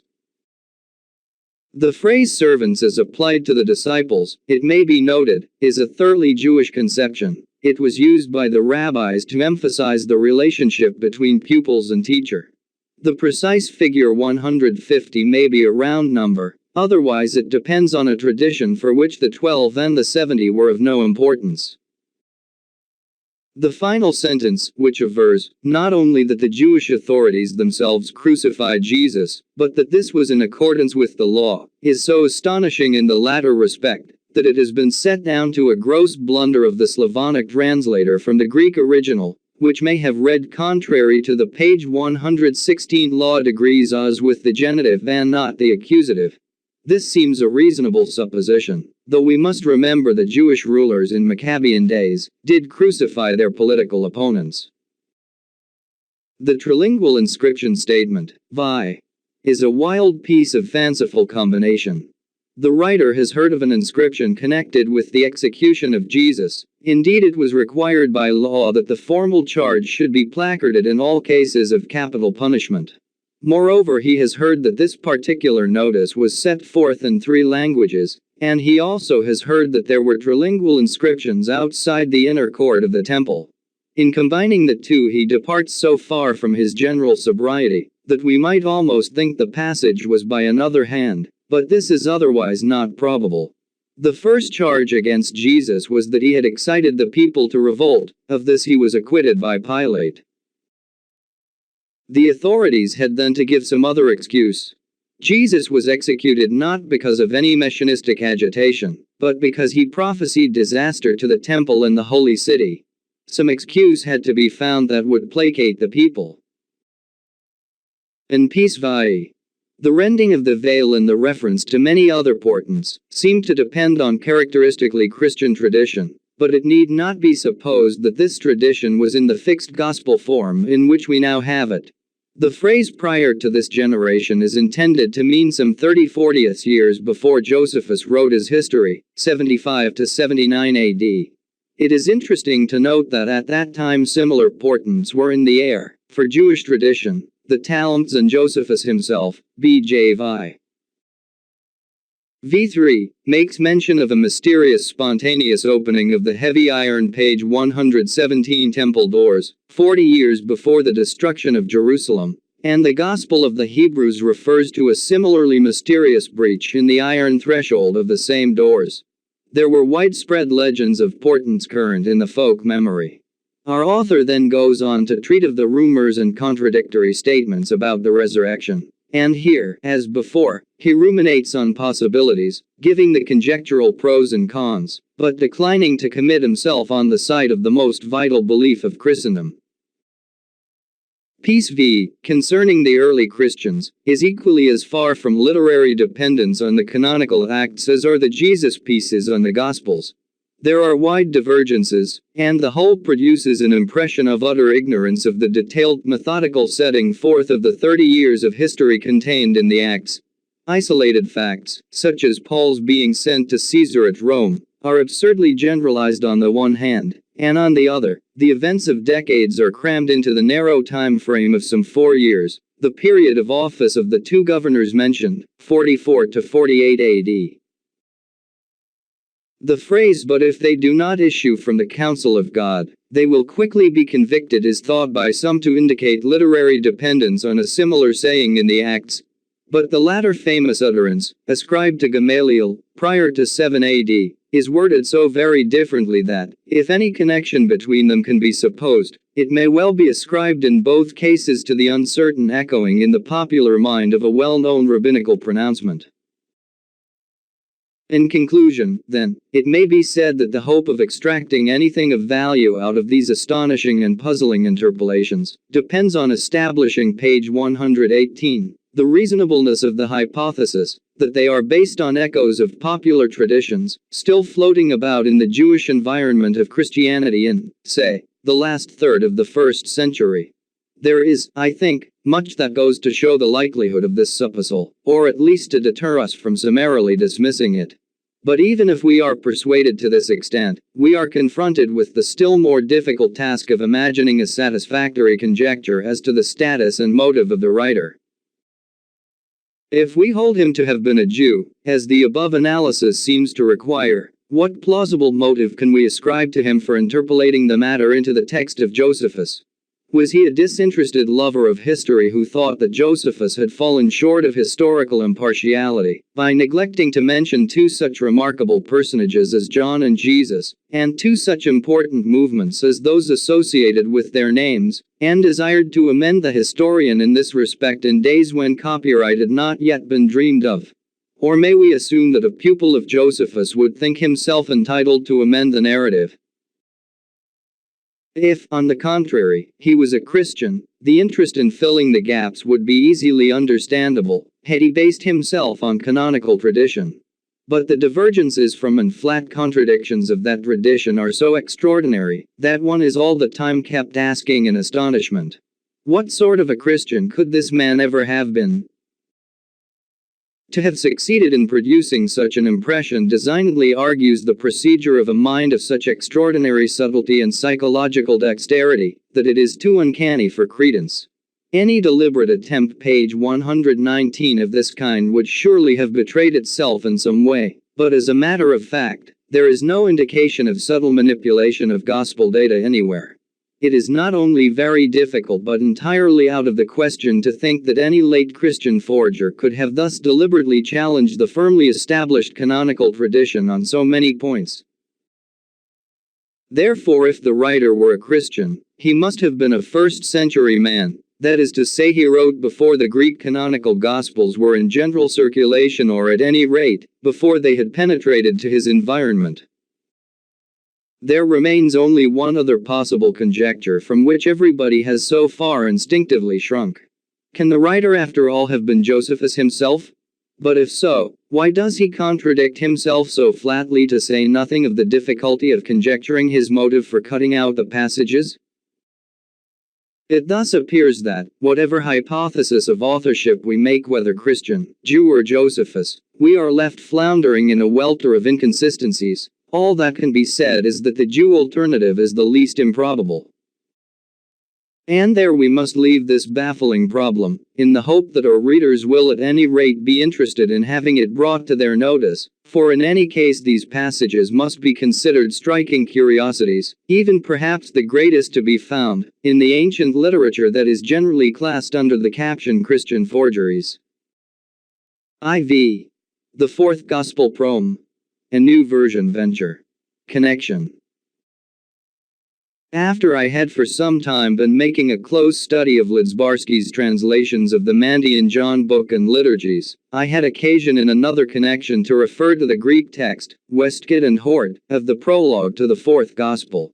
As I read, I found that a number of Mandaean associations came welling up from the preconscious, especially with regard to life and light, the use of the term man, and the way the sentences about John the Baptist linked on to these concepts. I found I was almost automatically construing parts of this familiar text from a new angle, or at any rate envisaging them in a new perspective. I had already for long been convinced that the historical references broke awkwardly into the doctrinal proem proper, and that this contained what may be called some characteristic general Gnostic notions. Moreover, I had long been of the opinion that the proem was based on a source, but thought that this source was most probably already in Greek, when it was made such deft use of by the inspired writer of the Pneumatic Gospel. I now asked myself, could it possibly have been originally in Aramaic, for there are indubitably some strained constructions in it, that might be explicable as literal renderings of Semitic idioms. Translation into Greek would doubtless make the original appear to be more Hellenistically colored than was actually the case, and so philosophize it somewhat. The main difficulty seemed to lie in determining page 121. What could have been the Semitic original of the leading term rendered by logos? Was it word or wisdom or some other divine power or potency? On this I could form no conclusion. But further, whatever it was, could it have been translated by any other Greek term than logos? For the student of comparative Hellenistic theology is not confined to seeking for parallels or associations with the idea behind this term and Stoicism and Philo simply, he has to take into consideration a far wider field of research. In the Trismegistic literature, for instance, in which the heavenly man doctrine is prominent, the parallel notion is rendered by nous, mind, and in the Hellenistic poem so beloved by the later Platonists, and generally known as the Chaldean oracles 1, the mind of the Father stands at the summit, while an allied Gnostic tradition connected with the Chaldean mysteries or even said to be based on the Chaldean books where again the divine man doctrine is prominent, the term preferred is mind. Mind, moreover, in the Valentinian system stands at the head of the place Rama. This is solely with regard to translation into Greek in the general Hellenistic theological language of the time, and says nothing about the Semitic or Chaldean original terms, which may have been numerous, apart from the very general, notably Egyptian, Oriental magical notion of creation by the word. Certainly the man doctrine was widespread, and where personifications were the order of the day, man and mind would go better together than man and word or reason or even wisdom. It is, however, with all hesitation that I have ventured to use the term mind in my translation. Page 122 find more to call attention to the problem than anything else. With these ideas, namely the supposal of a probable Aramaic original of the prose source, and the consequent philosophizing by translation into Hellenistic Greek of some terms that in the original were more concretely presented, I attempted the following version. This I did before I had read Prof. C.F. Burney's recent, 1922, arresting study, entitled The Aramaic Origin of the Fourth Gospel, Oxford, the Clarendon Press. The contention of the professor of the interpretation of Holy Scripture at Oxford, who is so great an authority on the OT, is that not only for the prome, but for much, if not the whole, of the Gospel, there is an Aramaic background. Whatever may be ultimately decided on this novel and far-reaching hypothesis, it should inaugurate a fruitful line of NT research.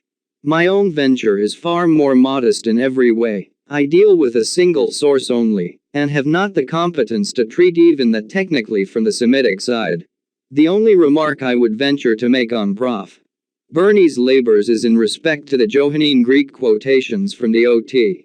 The problem whether the few of them which differ from the LXX Greek Targum or translation, the authorized version of the time so to say, were made freshly from the Hebrew, does not seem to me necessarily to help to prove the author's contention.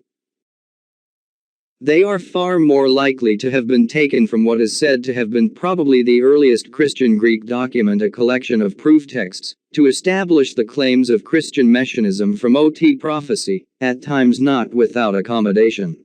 They sometimes agree with and sometimes diverge from the Septuagint rendering. Page 123. All this has been most thoroughly worked out by Prof. Rendell Harris and Walker Birch in their indispensable work, Pt. I. 1916, pt. 2. 1920, on the now famous testimony book, Testimonia contra Judeos. I also conjectured, presumably owing to the rhythms of the Mandaean books running in my head, that the source might have been in verse, and found that the Greek broke up easily into some sort of rhythmic lines. But of course this was pure guesswork on my part. Professor Burney, however, with his wide knowledge of Hebrew and Palestinian Aramaic, has come most definitely to this conclusion as to the prome. If the rest of the Gospel cannot be so treated, this seems to me to be an additional indication that in the prologue we are dealing with a source. Though my tentative translation from the Greek differs both in analysis and phrasing from Prof. Burney's, I so far see no compelling reason to alter the phrasing by his, and let the breaking up of the lines stand to indicate rhythm, rather than the measured lines he has so ingeniously endeavored to reconstruct into Aramaic. Translation 1. In BEGINNIN G1 was mine 2 page 124. And mind was with God. 12. SO2 mind was God. THIS3 was in beginning with God. 3. All kept coming into EXISTENCE4THROUGH5IT6, and apart from it came into existence not a single thing. 4. What has come into existence in IT7 was life 8, and LIFE9 was the light of the true men. 105. And the light shineth in the darkness, and the darkness did not emprison 11 it. Page 125. 1. There was a man sent by God, his name Emanes. This man came for bearing witness, that he might bear witness about the light, in order that all men might have faith through it. That man was not the light, but came in order that he might bear witness about the light. 6. It was the true light, which enlighteneth every man too who cometh into the world. 37. It was in the world, and the world kept coming into existence through it. 4. And the world did not know it. 58. It came unto its own. 6. And its own did not receive it. 9. But as many as received it, to them it gave power 7 to become children of God. 8. 10. To those who have faith in his name. 9. Page 126. Who were brought to birth, not out of the blending of bloods. 111. Nor of urg2 of flesh, nor of urge of a male, but out of God. 12. So3 mind became flesh4, and tabernacled 5 and a 6:13. And we beheld its glory, glory as of an only begotten 7 from Father full 8 of delight 9 in truth.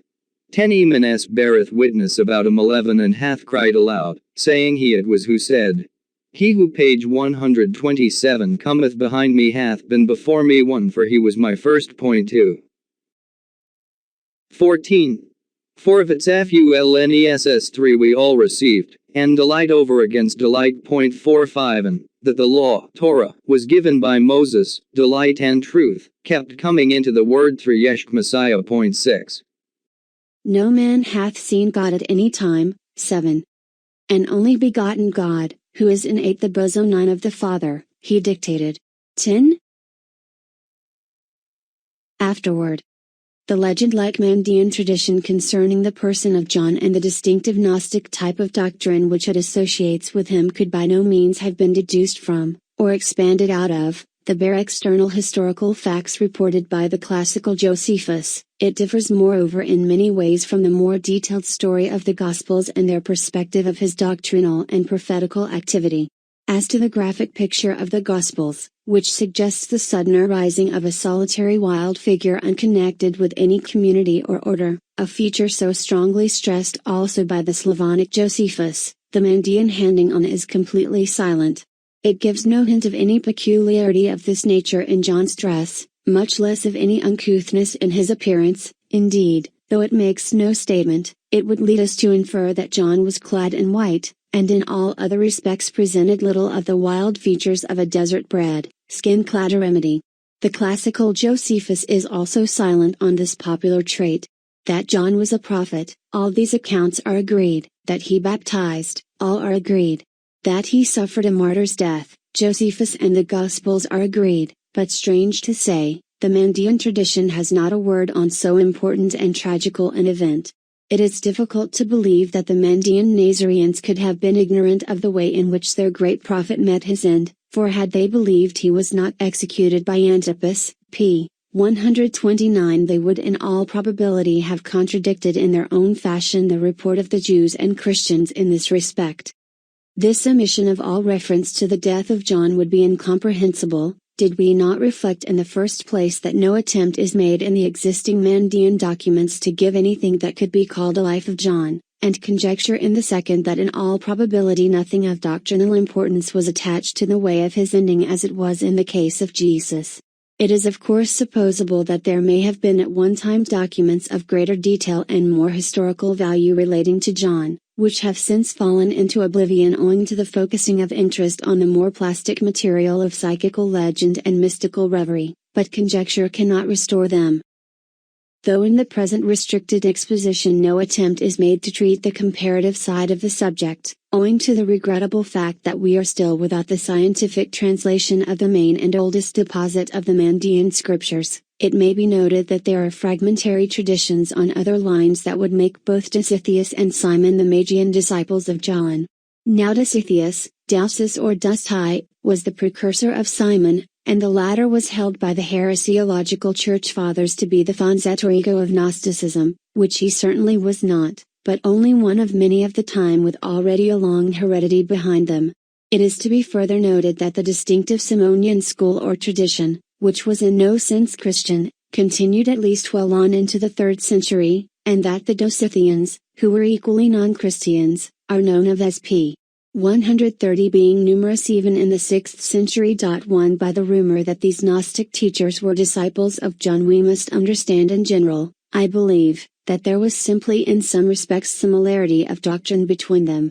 These Simon legends and reports are associated with early Ebionite controversies, underlying the pseudo-Clementine romances, and the doctrines involved in them link up with similar notions found in the widespread pre-Christian syncretisms, and even universalizing attempts, of many kinds of saving cults of both a popular and restricted apocalyptic and Gnostical character, common to such plainly distinguishable types as the Persian, Chaldean, and Aramean religious complexes of the early Hellenistic period. The massive detailed research work which has been done chiefly in the last generation on Babylonian, Iranian, Syrian, Aramean, Egyptian and East Mediterranean religious endeavors, whether Hellenistically tinged or otherwise, which flourished so luxuriously during the 3 centuries before our era and continued to do so in their various ways for the following 3 centuries and some of them far later, is beginning to make an impression outside the ranks of the specialists, and compelling the attention of the general historian. It is coming to be seen that the unprejudiced evaluation of these many endeavors and movements and the getting of them into a proper perspective constitute an indispensable task for those who would trace the religious features, phases and fortunes of world history in the main moments of its development, and especially those of them which most strongly influenced Western culture in its later formative periods. p. 131. We have recently had presented to us an arresting, if provocative, attempt of this kind in Oswald Spengler's Downfall of the West. Its 2 stout volumes of some 1,200 pages have been very widely read in Germany and by knowers of German, and the work has been much discussed and criticized. For naturally specialists and authorities cannot easily brook the incursions into their distinctive territories of a freelance with a knack of, or even genius for, recognizing underlying similar tendencies where previously for the most part the more superficial distinctions have been stressed into fundamental differences. It is true that where so wide a field is surveyed, it is not difficult to catch up such an historical innovator on numerous points of detail, but on the other hand his method certainly does at times enable the reader to fix his attention on the wood rather than on the trees and on the great rivers rather than on the streamlets. We do not, perhaps naturally enough, see eye to eye with Spengler throughout, but here we are not considering his work as a whole. He is referred to because he is the first general historian and philosopher of history who has brought the Mandaeans into the picture, and in this he seems, in our judgment, to have got them into a tolerably proper perspective. It may be mentioned also that it was only after the whole of the preceding matter had been written that I read Spengler's work, and that for many years I have been regarding the phenomena of pre-Christian Gnosticism and allied movements from more or less the same angle. It may then be of interest to reproduce Spengler's boldly sketched picture of the conditions in which the heredity of the pre-Christian gnosis is to be sought and of the apocalyptic eschatological p. 132 expectations and hopes of salvation that preceded the birth of Christianity. 1. What lay in the prophetical religions, Persian, Chaldean, Jewish, as a presage or presentiment, what at the time of Alexander the Great emerged in metaphysical outlines, was now brought to completion. And this completion aroused in tremendous strength the primitive feeling of nervous dread. It pertains to the last mysteries of humanity and of free-moving life in general that the birth of the I and the birth of world dread are one and the same, that a macrocosm is spread out before a microcosm, vast, overwhelming, an abyss of foreign, light-shot being and activity that makes the tiny, solitary self shrink back timorously into itself. Such fear of their own consciousness as from time to time suddenly overwhelms children, is experienced again by no grown-up even in the darkest hours of his life. This deadly fear, however, oppressed the dawning of the new culture. In this morn of the magic world consciousness, that was faint-hearted, uncertain, obscure about itself, a new glance was taken at the near end of the world. This is the first thought with which up to now every culture has come to consciousness of itself. A downpour of revelations, Wonders and peerings into the primordial ground of things swamped every deeper mind. They thought, they lived, only in apocalyptic images. Reality became appearance. Strange and awesome sights were recounted from one to another, read out of confused and obscure scriptures and at once seized on with immediate p. 133 inner certainty.